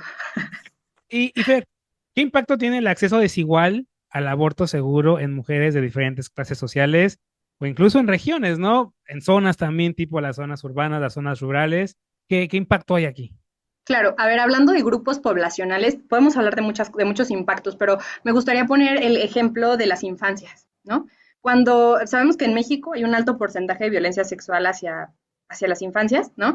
Cuando a una niña le niegas un aborto, creo que lo mencionaba al principio, Ya lo dijo la Corte Interamericana de Derechos Humanos hace unos días. Negarle el aborto a una niña que fue víctima de violencia sexual es tortura. Así, ¿no? Y le estás negando no solo su vida, una vida libre de violencia, su derecho a una vida libre de violencia, le estás negando su derecho a la educación, al juego, a desarrollar una vida plena, sin complicaciones. ¿Por qué pondrías a una niña de 9 o 10 años a lactar, a maternar? Y necesito que lo veamos así de gráfico porque así sucede. En GIRE hemos acompañado casos de negación de aborto por violencia sexual a niñas de 10 años, en instituciones públicas del Estado, donde las tratan como señoras, incluso les dicen señoras, a una niña de 9 o 10 años. Las obligan a entrar solas, a hacerse el ultrasonido, donde la enfermera o la persona que está haciendo el ultrasonido les enseña la pantalla y les dice, mira, aquí está tu hijo, cuando ni siquiera, cuando apenas es el saco vitalicio, cuando ni siquiera puedes ver un feto, un embrión. Imagínate el trauma para una niña de 9 años. Es tremendo, ¿no? Es tremendo. Una repercusión, la primera gran repercusión es en la salud mental de esa niña. Nunca le vas a quitar el trauma. O sea, es un trauma, porque es tortura. Y va a tener eventos postraumáticos toda su vida seguramente. Si obligaste a una niña a parir a los 9 años, seguramente esa niña va a tener una fístula obstétrica. No les cuento qué es ahora, googleenlo porque es horrible. Seguramente puede que esa niña muera en la sala de parto y deje una criatura en manos y a cargo seguramente de otra mujer, lo cual va a infringir también el derecho al cuidado y al autocuidado de esa persona, que va a quedarse a cargo de otra criatura, que seguramente están en condiciones de pobreza o de marginalidad. Entonces, negar, o sea, irrumpir en el derecho a decidir no solo afecta la vida de la usuaria, va a afectar a toda su red, y más si son menores de edad, ¿no? También si obligas a un adolescente a continuar con un embarazo, muy seguramente, si la persona continúa sus estudios, quien se va a quedar a cargo del cuidado de la criatura, pues va a ser la madre, ¿no? La abuela, alguna mujer de tu familia, de su familia. Entonces, esa es una primera gran repercusión. La otra gran repercusión, pues claramente es el derecho a una vida libre de violencia, ¿no? O sea, para las personas con discapacidad, por ejemplo, que viven con una discapacidad. Recientemente fuimos a Washington, fuimos a una audiencia que solicitamos a la Comisión Interamericana de Derechos Humanos para que nos ayudara a establecer que las personas con discapacidad están siendo esterilizadas sin consentimiento. O sea, una persona, por ejemplo, con una discapacidad psicosocial, no se va a enterar cuando le hicieron una ligadura de trompas, por ejemplo. O un hombre con discapacidad psicosocial o intelectual no va a saber cuándo le hicieron una vasectomía porque el Estado dice que una persona con discapacidad no puede reproducirse. Eso es una violación a los derechos reproductivos. O sea, ya no solo estoy hablando de aborto, ¿ves? Estoy hablando ya de otros métodos, de otras cuestiones también que involucran la justicia reproductiva. Y fuimos justo a preguntarle a la comisión qué tendría que estar haciendo el Estado para pedir un consentimiento informado a una persona con discapacidad psicosocial. ¿Qué ajustes razonables tienen que tener los hospitales para pedir un consentimiento informado? Sea cual sea la condición de la persona.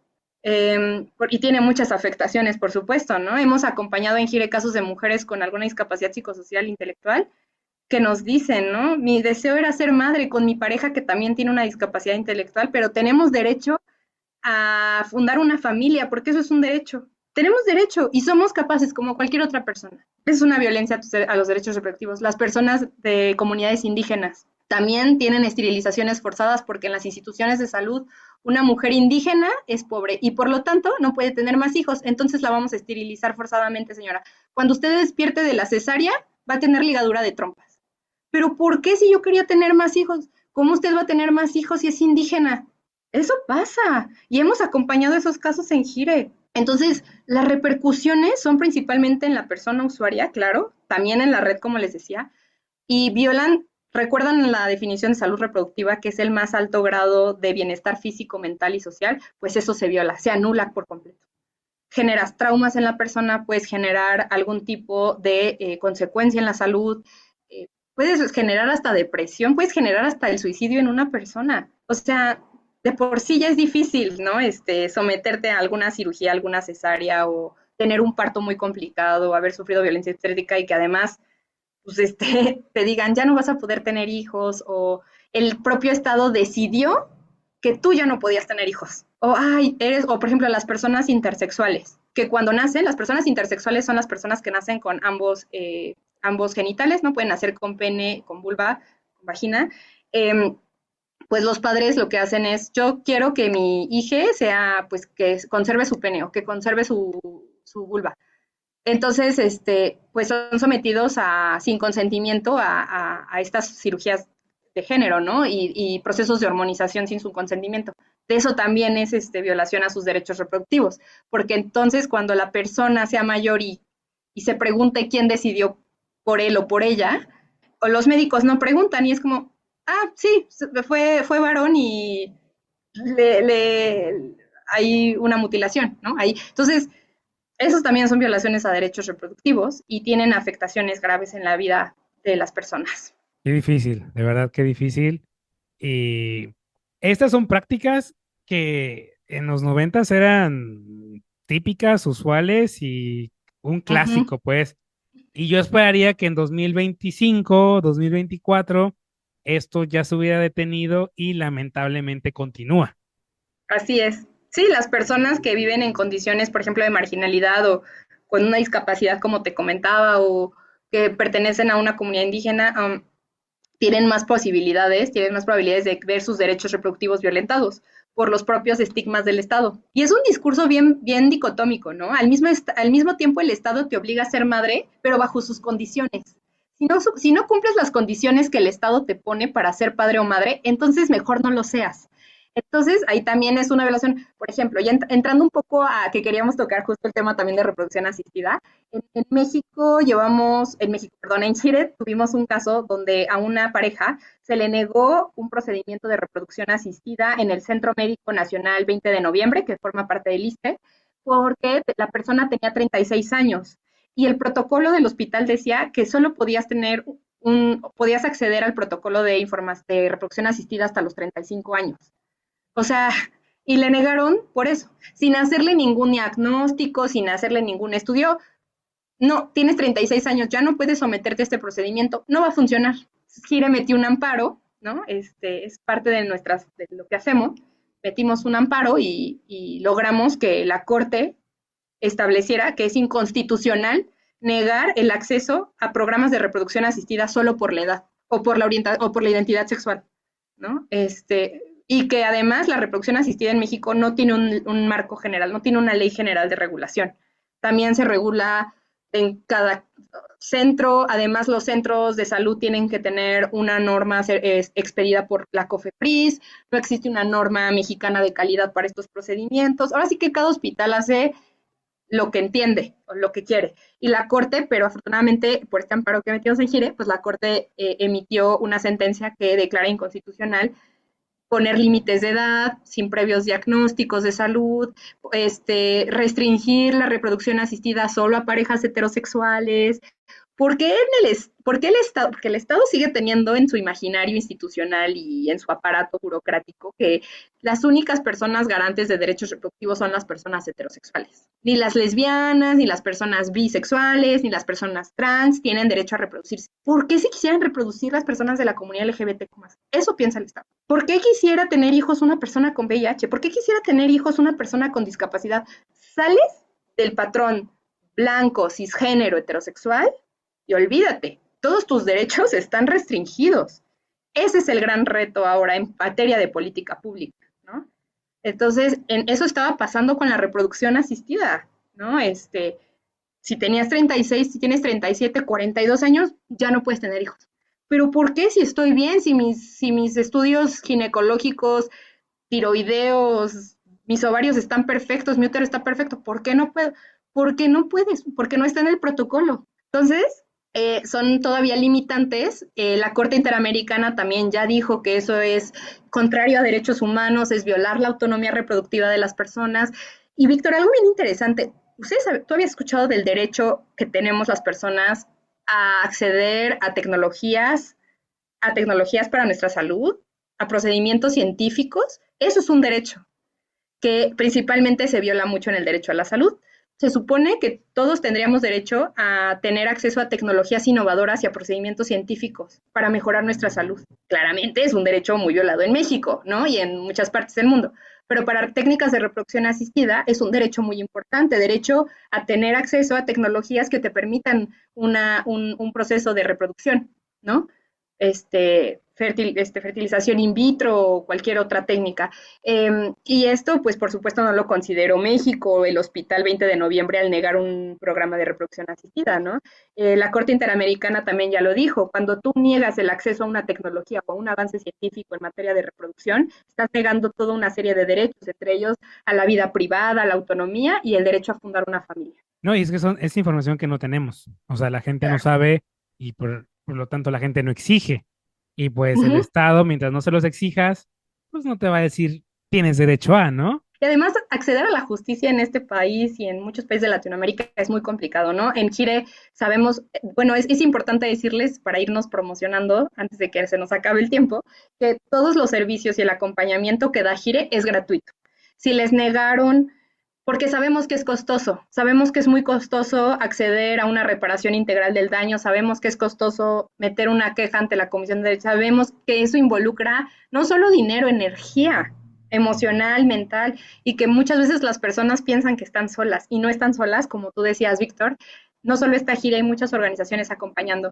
Por ejemplo, si tú sufriste violencia obstétrica, la violencia obstétrica, para ir también, meter el tema un poco rápido, la violencia obstétrica es violencia institucional y de género, porque la violencia obstétrica pues se da en un lugar en donde, por ejemplo, tú estás viviendo un parto, no se te informó las condiciones de tu parto, si, cómo venía el feto, cómo venía tu bebé, no te dicen nada, te imponen una cesárea o te obligan a tener un parto aunque tu canal vaginal no estuviera listo, y como consecuencia de ello ponen en riesgo tu vida o hay una muerte fetal o alguna consecuencia muy grave para tu salud.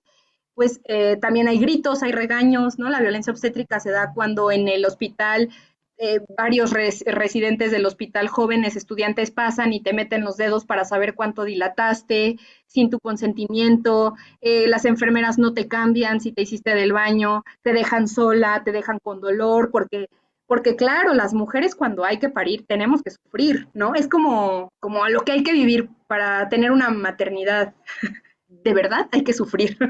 Entonces, la violencia obstétrica constituye todas estas, pues eso, violaciones que se conforman de regaños, insultos, gritos, malas prácticas, negligencias, todo eso validado por la institución. Es decir, que así es, aguántate. Así es el servicio médico, aguántate.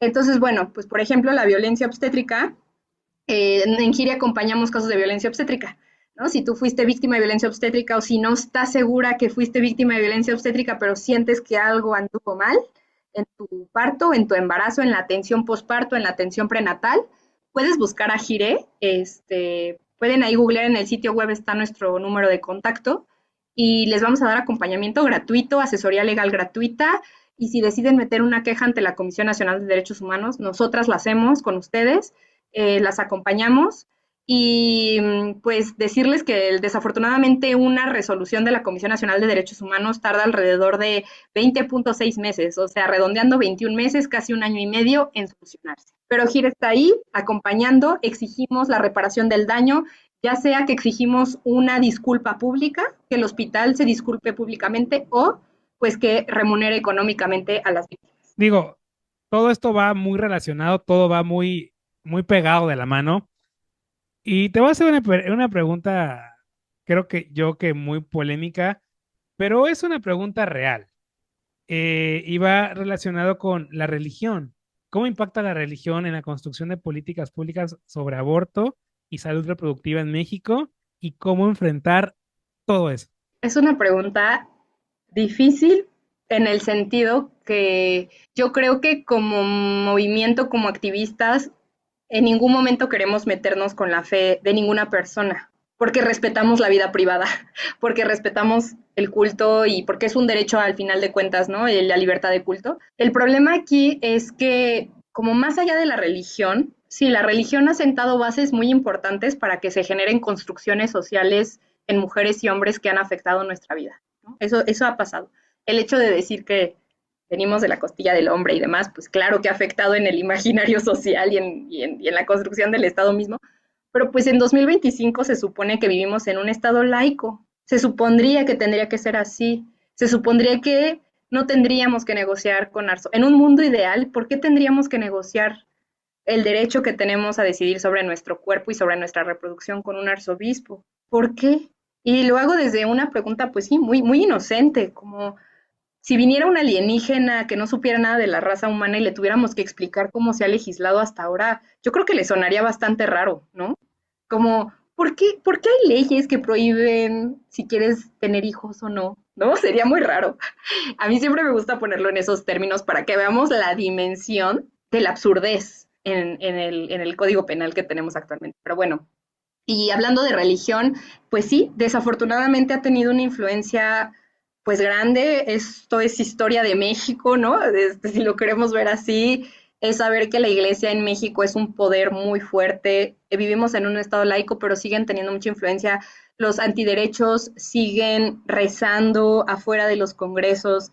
Cada que nosotras estamos ahí, hay un rosario. Cada que nosotras estamos ahí, hay velas. Cada que nosotras, ¿no? Y lo peor es que los antiderechos ocupan la religión para manipular, ¿no? O sea, es un chantaje emocional muy fuerte, como desde usar argumentos tan básicos como si abortas te vas a ir al infierno, hasta también usar imágenes muy gráficas. Si se quejan de lo que nosotras decimos, ¿no? Pues podríamos decir muchas cosas más de sus campañas, ¿no?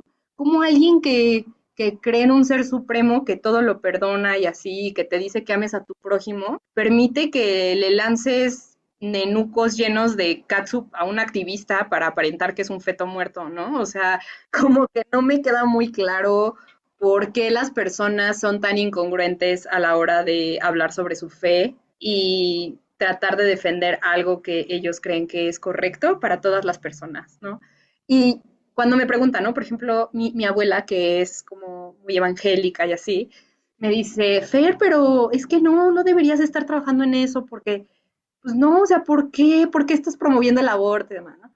Obviamente yo no voy a discutir con mi abuelita porque pues es una persona mayor que proviene de un contexto cultural muy distinto, pero algo que tuve muy claro fue no queremos discutir con la fe de ninguna persona, o sea, no queremos eso, porque hay muchas mujeres católicas defendiendo el derecho al aborto, hay muchas personas de la comunidad LGBTQ+, que son religiosas y saben perfectamente lo que es enfrentarse a su propia comunidad religiosa para ser quien ellos son en verdad. Entonces, creo que el punto aquí es, no sé si todas las activistas lo tengan así de claro, yo quiero pensar que sí, pero yo no sé si los antiderechos tengan eso muy claro, y no lo creo, porque siguen usando este chantaje emocional basado en la religión. Y me preocupa mucho que el Estado siga negociando con actores eclesiásticos. Me preocupa mucho, como individualmente. Como Gire tenemos estrategias, tenemos planes de acción, tenemos incidencia política, sabemos perfecto lo que tenemos que hacer y sabemos lo que hay en el marco constitucional que nos dice que el Estado es laico. Pero a nivel personal, me preocupa mucho que sigamos teniendo que negociar con personajes eclesiásticos. Ahora te quiero contar, no sé si lo dice sepa, de una organización que existe también nacional que se llama Católicas por el Derecho a Decidir. Es una organización que es igual de grande, tiene también muchos años de historia y no solo está en México, está en otros países de Latinoamérica, incluso tienen una red de católicas por el derecho a decidir a nivel Latinoamérica y hacen una incidencia con actores eclesiásticos impresionante y es de respetarse y es de admirarse. Y ellas nos han mostrado cómo hay actores eclesiásticos que también defienden el derecho a decidir. Hay personas, hay sacerdotes, curas, padres, etcétera, madres o monjas, ¿no? Que están defendiendo el derecho a decidir y que están ayudando mucho a las activistas y que nos empoderan con argumentos, ¿no? Me encanta algo que dice Católicas por el Derecho a Decidir, que dice, decidir es justo y sagrado. María también decidió, María también tuvo el poder de decidir si quería ser madre de Dios, ¿no? O sea, como que juegan con la narrativa bíblica y la transforman a favor del movimiento y me encanta. Y es una gran estrategia, ¿no? Es una gran estrategia contra los antiderechos que utilizan el sensacionalismo y las imágenes religiosas y el chantaje emocional y el chantaje moral. Y Católicas lo ha hecho de una manera impresionante y Gire también se ha ayudado mucho de Católicas para comprender cómo hay que llegar con ciertos grupos y qué argumentos hay que presentar. Porque me parece que todo es estrategia, Víctor, ¿no? Algo que ha aprendido y que el movimiento abortero tiene mucho que enseñarle al mundo en cualquier tema es la estrategia y la inteligencia. No hablo solo de la inteligencia de pensar, sino esta inteligencia de saber cómo ir a sentarte con cada actor político del Estado para hablar y argumentar lo que quieres defender. Hay mucho que aprenderle al movimiento social por el aborto legal y seguro, pero pues sí, la religión desafortunadamente sigue influyendo, o afortunadamente también, porque las católicas lo están usando a su favor, como te decía. Entonces, hay muchas experiencias y diversidad de posturas. No, y como, o sea, no es criticar una religión por criticar tu creencia, pues, porque es bien importante mencionarlo, o sea, y es, voy al punto, yo suelo discutir mucho con las personas, ¿no? Y sobre todo cuando es cuestión de derechos humanos. Y tengo un conocidito que es cristiano, no sé exactamente de qué grupo, pues, pero él tiene así, una tirria en contra de los homosexuales, ¿no? Y él es del club de es que es antinatura, ¿no? Y pues o sea, yo le saqué una lista de libros que hablan de la existencia de la homosexualidad desde la naturaleza, ¿no? O sea, casos de animales, Sí, sí, sí. esto. Y aún hablándole conciencia, el niño sigue montado en que es antinatura y que está mal y que es contra Dios y no sé qué. Y yo le digo, mira, para acabar pronto esto, tu religión te lo prohíbe a ti, es tu marco de valor tuyo, pero no Claro, me quieras medir con base en tus valores y con base en tus prohibiciones. Tu religión te lo prohíbe a ti, no me lo prohíbe a mí. Y si yo me quiero meter con un hombre, con una mujer, con quien yo quiera, te tiene que dar exactamente lo mismo, porque yo no estoy en tu religión y tú no eres yo. O sea, tú no lo hagas. O sea, si a ti te lo prohíbe, pues claro. tú no lo hagas, ¿no? Pero tampoco me quieras medir con la misma vara con la que tú te estás midiendo. Ay, Víctor, pues sí te avientas unos buenos debates en redes, en internet. Yo dejé de hacer eso hace mucho tiempo, pero a veces me dan unas ganas. Y creo que está muy bien, ¿no? O sea, de pronto, pues para eso también están las redes sociales y es algo que, por ejemplo, el movimiento feminista por el aborto legal y seguro ha usado mucho a su favor las redes sociales. Si ustedes se meten al Instagram de Gire, de MX María Verde, de Católicas por el Derecho a Decidir, van a ver una serie de innovación estratégica en comunicación bien padre porque desde agarrarte del meme que está en tendencia y usarlo a tu favor hasta jugar con narrativas, o sea, creo que también las posturas de los antiderechos nos han puesto a ponernos mucho más creativas, ¿no? Este, y sí, fíjate que en Gire hacemos ejercicios de pues estar analizando los comentarios y todo, y nos encontramos muchas cosas. Las que más nos preocupan son las que emiten desinformación, ¿no? Las que emiten cosas como, si tienes un aborto con misoprostol te vas a morir. Esos son los comentarios que me preocupan, porque entonces alguien que no tiene información va a ir a leerlo y va a creerlo, y si necesita un aborto, pues mejor no lo solicita y mejor va a preferir seguir con un embarazo que no desea. ¿No? Entonces, eso es grave, eso me preocupa. O sea, yo sí pienso en el bucle de cosas negativas que pueden suceder y pienso en lo más extremo y creo que eso es lo más horrendo que pueda pasar. Además de que nos enfrentamos en una época, pues tú lo sabes, donde estamos expuestos a una información impresionante. Qué bueno que el Internet se ha esparcido como casi en todo el mundo y qué bueno que tenemos mucha gente acceso a tecnologías de la información, pero pues eso también nos ha conllevado un reto en los movimientos sociales, porque no puedes tener el control de todo lo que se difunde ni todo lo que se dice. Por eso en Chile cuidamos mucho la narrativa y cuidamos mucho pues eso, el no difundir información que no sea científica, por ejemplo, ¿no?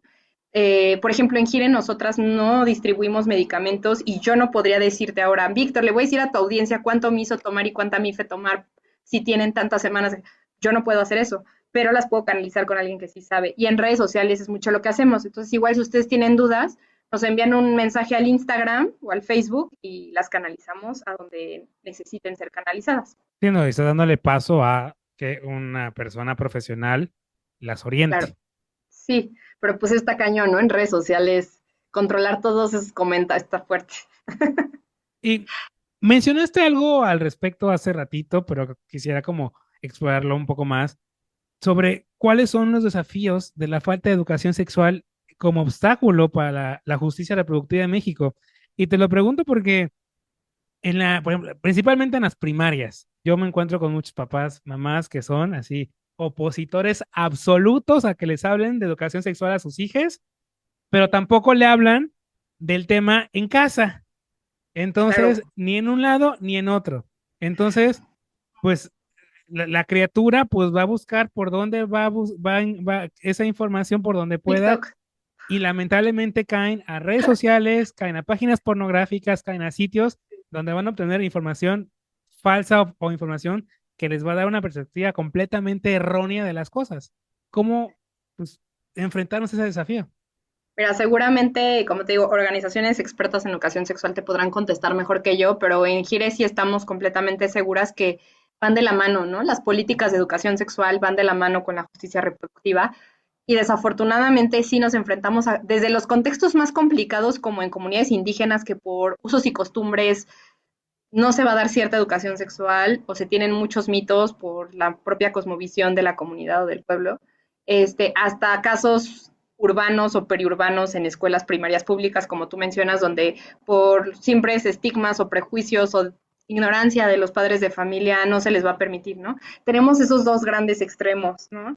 Y tal vez la educación sexual que se dé va a ser muy pobre, como a medias, y no va a contestar todas las preguntas que las personas tengan, porque además, pues la educación sexual en México sigue siendo muy prohibicionista, ¿no? Sigue siendo de abstinencia, mejor no tengas sexo, porque si no todo lo malo del mundo te va a pasar. Eso es con lo que yo crecí, seguramente tú también creciste con eso, no lo sé, mucha gente de nuestra generación creció con eso y me parece que ahora hay muchos avances en pedagogías, en formas de enseñar desde las partes del cuerpo hasta cómo funciona tu sistema reproductivo, hasta tu sistema reproductivo, pero creo que otra vez, volviendo a lo que hemos hablado casi todo el podcast, la barrera del estigma, la barrera del prejuicio, la cultura, la religión, los tabús familiares, ¿no? Pues sí, son barreras que persisten y lamentablemente el Estado, ahí lo único que puede y que debe de hacer, pues es decir,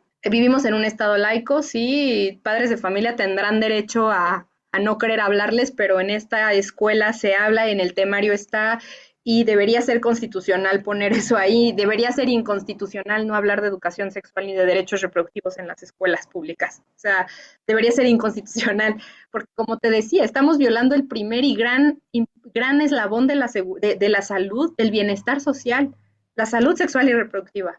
La angustia que sufren las adolescentes cuando se enteran que están embarazadas o eh, las consecuencias, ¿no? De eso, pues pueden ser hasta mortales.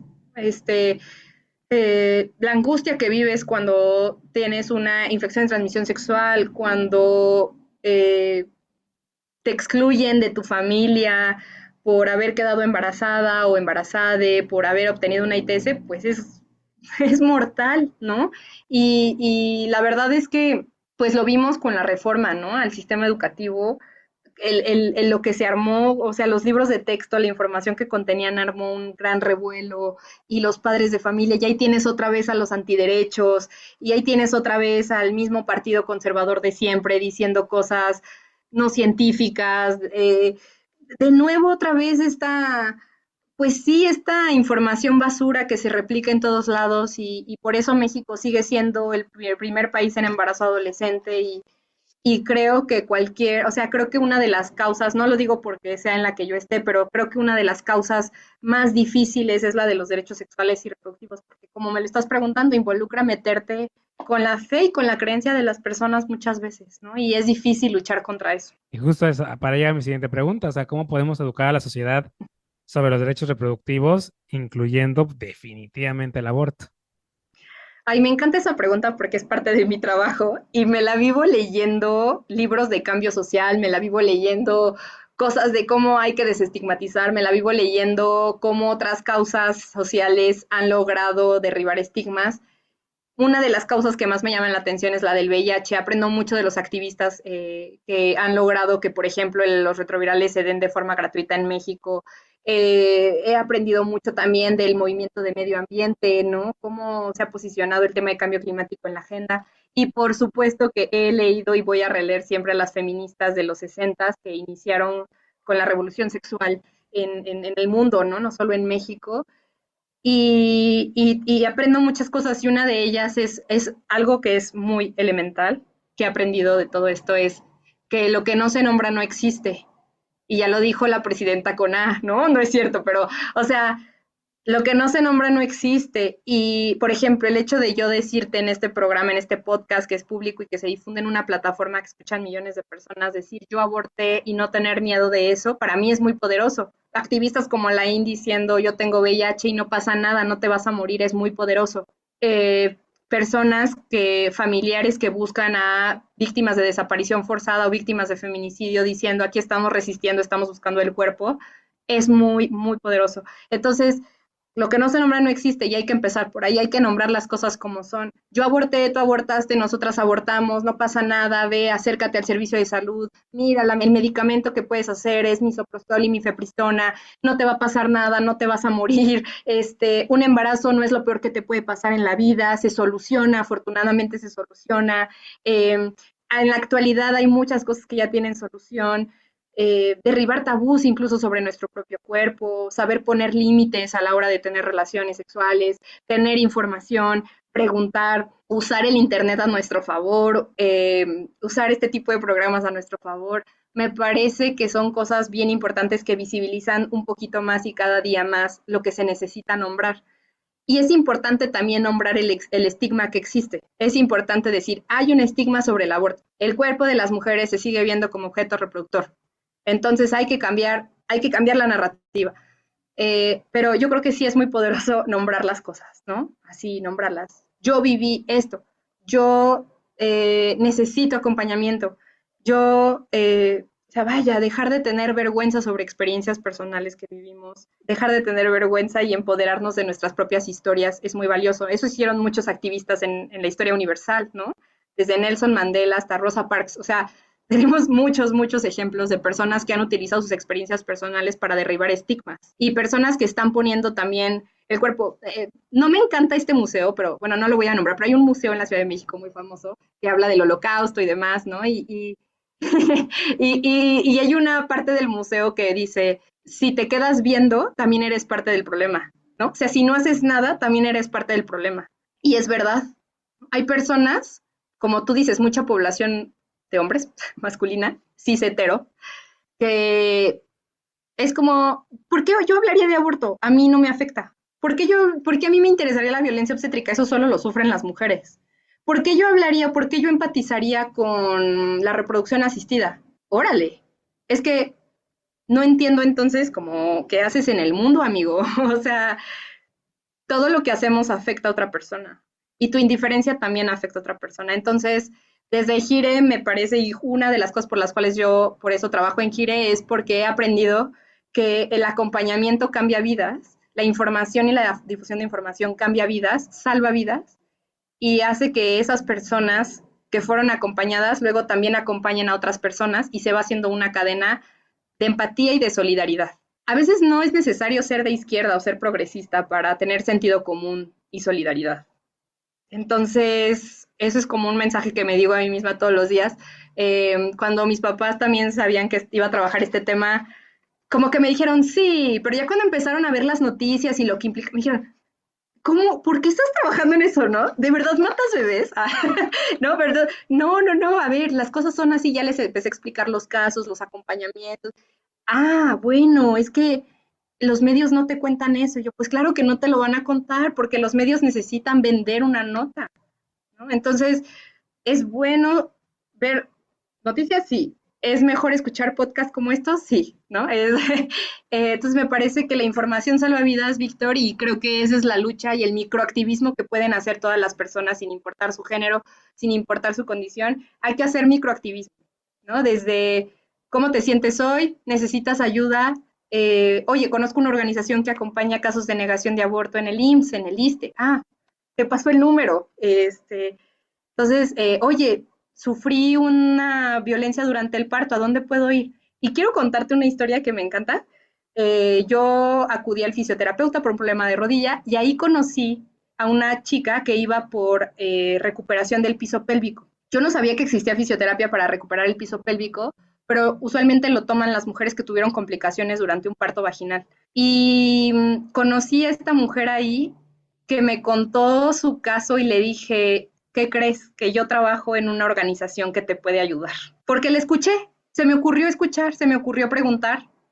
Tuvo una negligencia en un hospital público en México, eh, vivió la muerte fetal, ¿no? De su hija, murió, y ella quería ser madre y se lo negaron por una negligencia médica. Y le dije, podemos meter una queja, podemos demandar al IMSS. y, y, y ella dijo, sí, sí, es gratuito, sí, es gratuito, hagámoslo, ok. Y su caso está, ¿no? Y está avanzando.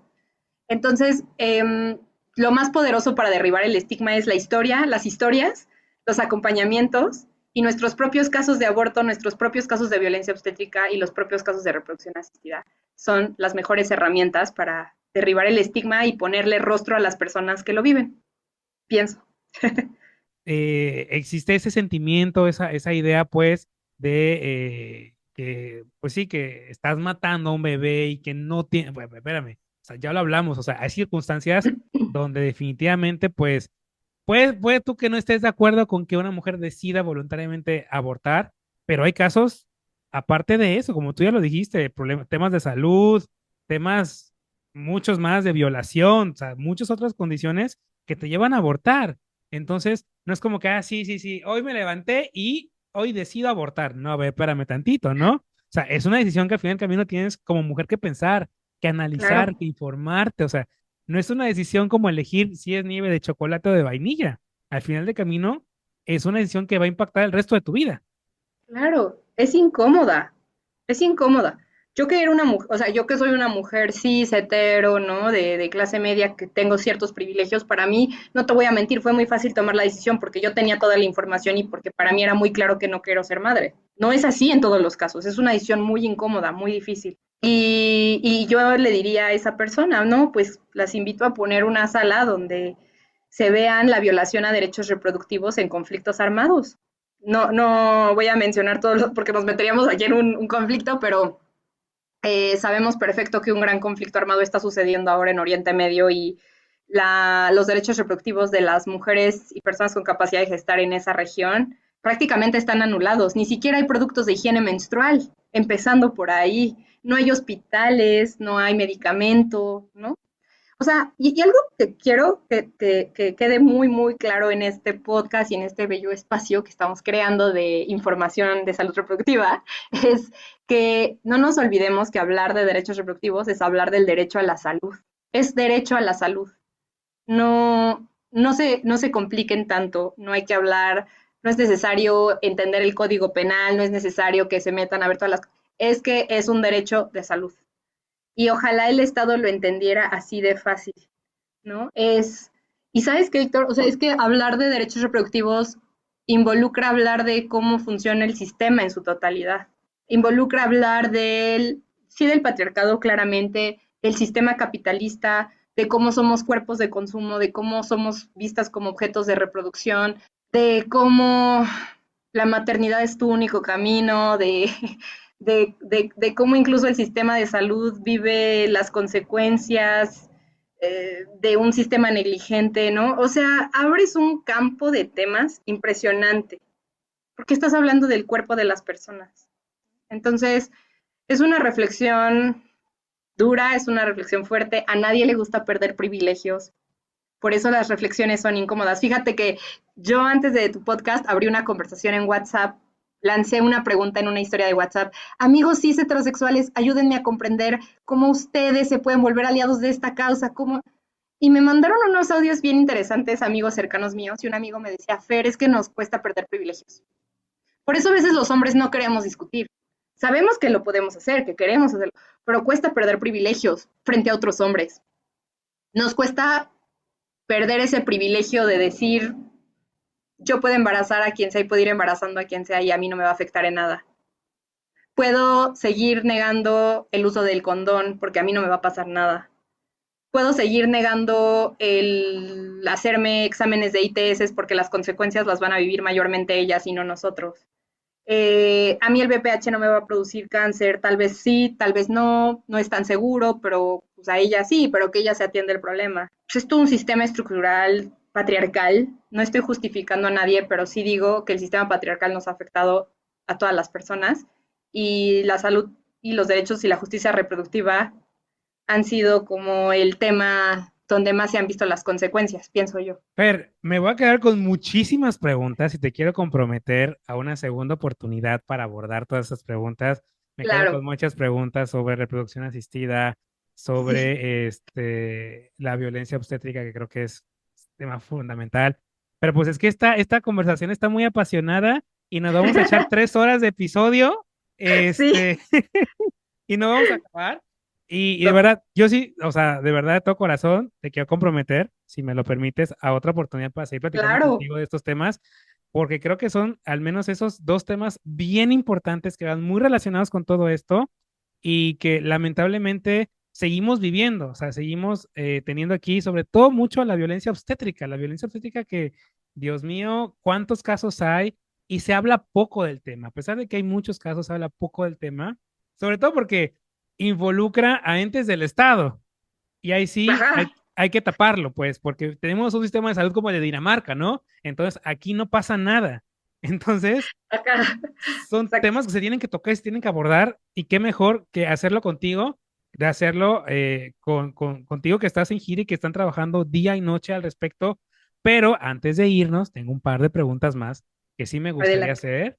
Si tú pudieras enviarle un mensaje a las mujeres que sienten miedo o incertidumbre porque en este caso quieren abortar o sienten una vulneración en sus derechos reproductivos, tanto en los otros dos temas que estábamos mencionando, ¿qué les recomiendas? ¿Qué les sugieres? ¿Qué deberían de hacer? ¿Cómo deberían de reaccionar? Porque pues, en un momento así, no sabes qué hacer, se te nubla la mente y dices, oye, ¿para dónde voy? Cuando yo me enteré que cuando mi prueba de embarazo salió positivo, estaba en mi baño y me quedé viendo la prueba como 10 minutos esperando sentir un instinto materno. Yo no lo sentí.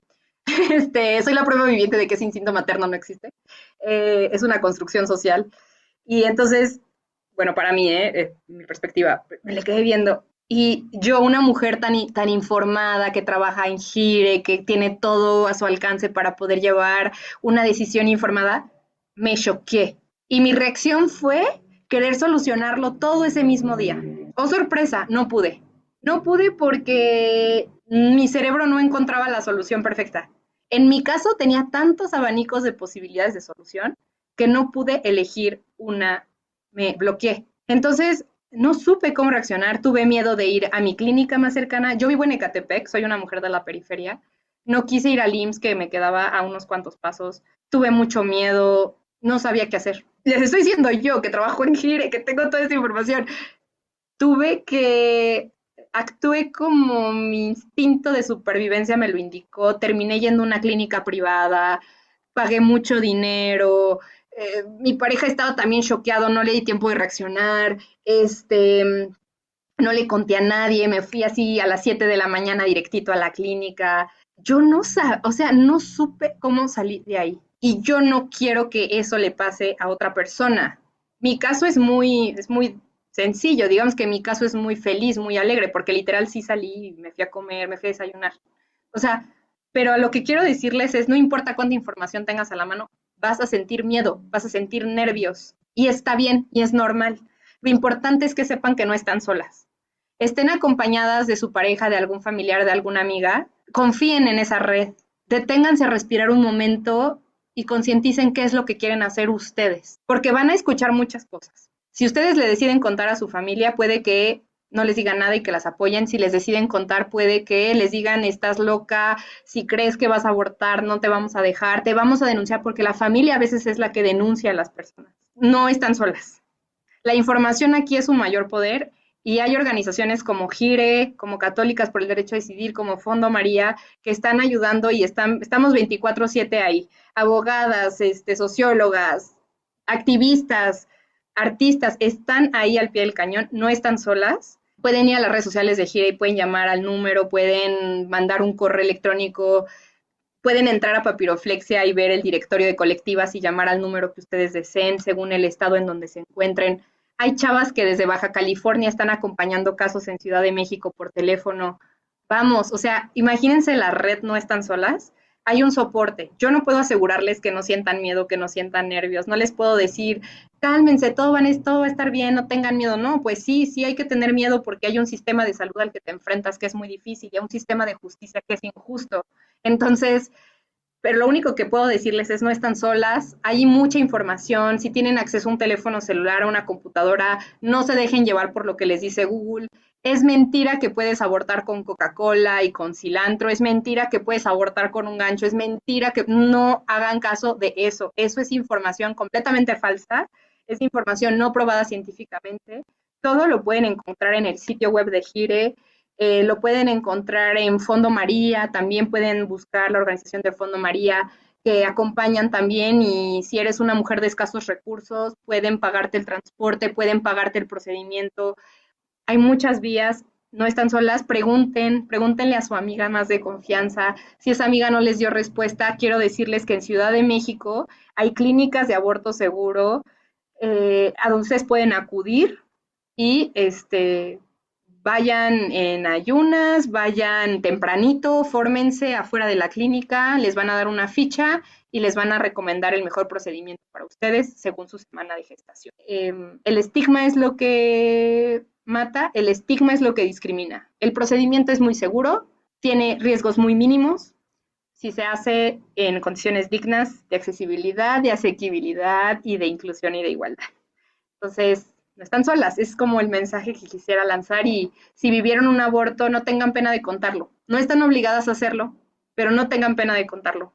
Si les aseguro que su experiencia, como la mía o como la de cualquier otra persona que accedió a un aborto o a procesos de reproducción asistida, contar esa experiencia va a ayudar a otra persona. Entonces, lo recomiendo al 100%. No, y es bien importante también, creo yo, que se pongan a leer un poquito de la lógica detrás del tema de las 12 semanas, porque te siguen inculcando que es un homicidio, pues, que estás matando a un bebé. No, Y pues no, hay una para lógica detrás digamos, de esta regla de las 12 semanas para que vean por qué sí a las 12 semanas, por qué no están incurriendo en un homicidio, ni mucho menos. Creo que vale mí. mucho la pena que lean esa información científica que viene de médicos, pues, médicas para que comprendan, pues, y que no vivan con esa culpa, quizá, al momento de decidir, porque reitero, hay una justificación, hay un porqué, o sea, todo lo que está reglamentado tiene un porqué y tiene un sustento científico también, para que no vivan con esa culpa, con ese terror, pues, de que no es que yo, puta, voy a matar a un bebé, no, hay una justificación detrás de las 12 semanas, o me equivoco, Fer. No, pero ¿qué crees? Ay, aquí te voy a dar otro dato.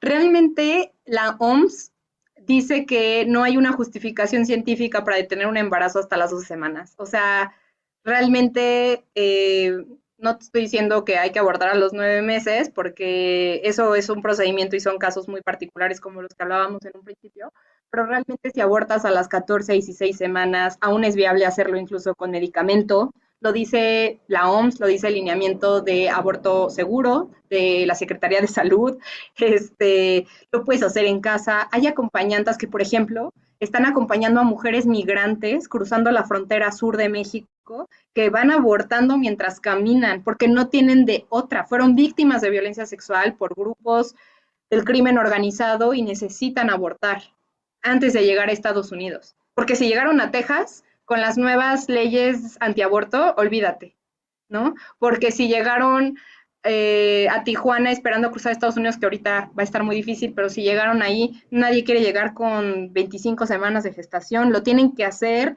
lo más pronto posible, pero muchas de ellas no pueden acceder a un aborto, por ejemplo, a las 12 semanas. Lo hacen hasta las 16, hasta las 17. Tienen que hacerlo porque es su vida, es supervivencia, ¿no? Si eres una persona de la ciudad, que se enteró que está embarazada porque tu menstruación no es regular y te enteraste hasta que tenías 15 semanas, ve al médico, no pasa nada, ¿no? Eh, puedes vivir esto acompañada, puedes solicitar información legal en Gire sobre cómo puedes hacer, cómo puedes acceder. De verdad acérquense, acá es gratuito todo, a veces hasta estamos esperando como llámenos, aquí estamos dispuestas 24/7. Pero sí, efectivamente, sí, en algún momento la narrativa era hasta las 12 semanas porque pues, nadie se ponía de acuerdo y dijeron, bueno, 12 semanas no suena tan mal, pero realmente la OMS ya lo dijo, como Los plazos y las causales solo obstaculizan la interrupción. Gracias por aclarar ese punto, ya ves, vamos aprendiendo. Sí, sí, sí, claro, Y claro, Fer, claro. ¿hacia dónde va Gire? ¿Qué proyectos nuevos vienen para Gire? Ay, bueno, pues ahorita estamos muy contentas lanzando todos estos materiales que les decía, recopilando un poco todas las sentencias que hemos logrado con la Suprema Corte, tanto de reproducción asistida, violencia obstétrica, aborto, también cuidados, ¿no? También estamos en la agenda de cuidados porque, a ver, una cosa bien importante, nosotras no solo vemos la decisión que conlleva tomar como un aborto, por ejemplo, sino qué pasa cuando ya tienes a tus hijos. El Estado, qué condiciones te está dando para que puedas criar en igualdad. Es otro temazo, que da para otro podcast, ¿no? O sea, porque eso también es justicia reproductiva. ¿Cómo el Estado te garantiza tu derecho a cuidar de una criatura, de un infante, por ejemplo? Las licencias de paternidad en México alcanzan los 5 días. ¿Por qué? ¿Por qué los hombres no están tomando sus licencias de paternidad? ¿No? ¿Por qué las mujeres siguen siendo las que se tienen que tomar toda la licencia de maternidad y sufrir solas en casa criando a un nuevo niño, una niña? O sea, vaya, en Gire también nos gusta ver todo eso, por eso desde hace ya un tiempo es parte de nuestra agenda el tema de la corresponsabilidad, de cómo criar en igualdad, de cómo exigirle al Estado infraestructura, condiciones de seguridad social, que el IMSS provea de forma efectiva el servicio de guarderías, ¿no? Por ejemplo. Entonces, el espectro de justicia reproductiva abarca todo eso y en Gire nos encanta estar trabajando estos temas. Formamos parte de la Alianza Global por los Cuidados, de violencia obstétrica, de salud reproductiva, en donde vienen casos de violencia obstétrica y en donde en ese monitor de salud reproductiva, tomadoras y tomadores de decisión se pueden dar cuenta de cuánto tarda la Comisión de Derechos, la Comisión Nacional de Derechos Humanos en responder una queja, ¿no? Eso es muy importante. En todo el proceso legislativo y de incidencia se nos van los tiempos y por eso creamos este monitor, para que nos demos cuenta de cuánto tiempo están llevando los trámites, ¿no? Cómo podemos salvar vidas de forma más efectiva con el sistema legal en México. Y ahorita también estamos trabajando y queremos trabajar la narrativa, nuevas narrativas en torno al aborto, sobre por qué el aborto no debería estar en el Código Penal. Es una narrativa que estamos trabajando, no queremos desinformar a nadie, por eso estamos investigando, tomando talleres, tomando cursos sobre salud reproductiva, sobre innovaciones, sobre interrupciones del embarazo. En fin, en Gire estamos todo el tiempo en actualización. Les quiero también decir que cada 28 de septiembre se conmemora el Día Global de Acción por el Aborto Legal y Seguro. El 28 de septiembre siempre está el contingente de MX María Verde para unirse a la marcha, para llevar algún mensaje. Este año espero que podamos marchar. El año pasado solo hicimos una concentración y un bailongo abortero.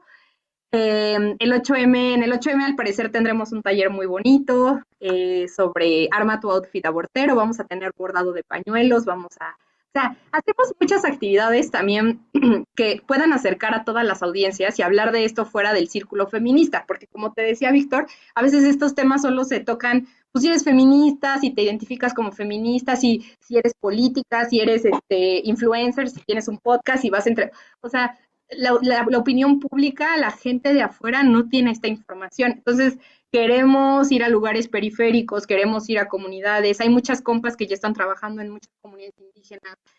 Me parece que hay un activismo indígena muy importante, hay un activismo de personas con discapacidad que están haciendo una chama impresionante. El activismo de la comunidad LGBTIQ+, se ha incrementado mucho más en torno a los derechos reproductivos, como que la comunidad en algún tiempo se centró mucho en salud sexual, pero creo que ahora con todo lo que hay de gestación subrogada, de reproducción asistida, la comunidad se ha empoderado más para saber todo lo que hay a su alcance para poder ejercer su destino reproductivo. Y Gire pues también está ahí atento, estamos formando pues muchas alianzas con colectivas locales, nos estamos poniendo creativas. Y bueno, decirte que Gire continúa, llevamos más de 30 años trabajando y no creo que este trabajo pare. Al contrario, se va a multiplicar. Pero un último mensaje. Hay un último mensaje. Aborto legal y seguro, fuera aborto del Código Penal, fuera estigmas, fuera prejuicios. Los derechos reproductivos son derechos humanos y todos somos responsables y todos somos sujetos de derecho. Si nadie te garantiza tu derecho a decidir, hay que exigirlo porque nuestro cuerpo es nuestro primer lugar de batalla y hay que defenderlo. Se me quedó muy marcado. Tu cuerpo es tu primer territorio. Eso que dijiste al inicio del episodio se me quedó súper grabado. Fer, tus redes sociales. Mi Instagram me pueden buscar como Fernanda Tarinda. Ahí también, si me quieren contactar, podemos seguir la conversación. Y las redes sociales de Gire son GireMX, @GireMX. Y también pueden buscar a MX Marea Verde para enterarse de lo que estamos haciendo con todo el movimiento en México. Fer, de verdad, te agradezco mucho por esta conversación. Que qué apasionante, la verdad, que si nos hubiéramos seguido, nos echamos 3, 4 horas aquí hablando porque amo de verdad la pasión que con la que hablas, la pasión con la que nos ejemplificas, nos explicas y demás, porque sí es un tema muy apasionante, pero es un tema muy difícil y un tema que necesita, como dijiste tú, romper muchos estigmas, porque al fin del camino creo que tenemos que aprender una cosa, respeta el cuerpo de los demás, o sea, cada quien decida es su problema, mientras a ti no te involucre, mientras tú no tengas nada que ver, tú no te metas, o sea, es Claro. su decisión, es su cuerpo, es lo que ella decide, se acabó. Tu hombre, principalmente hombre, no te estés metiendo en que si abortan o no abortan, o sea, no es tu problema, es el cuerpo de Sí, ellas y es algo que tenemos que entender y que difícilmente lo estamos entendiendo. me encanta. Bravo por eso y hay que seguir la conversación y hacer microactivismo en todos los lugares a donde vayamos. Fer, de verdad, muchísimas gracias. Esto es Cositas de Niños. Gracias por acompañarme en este episodio.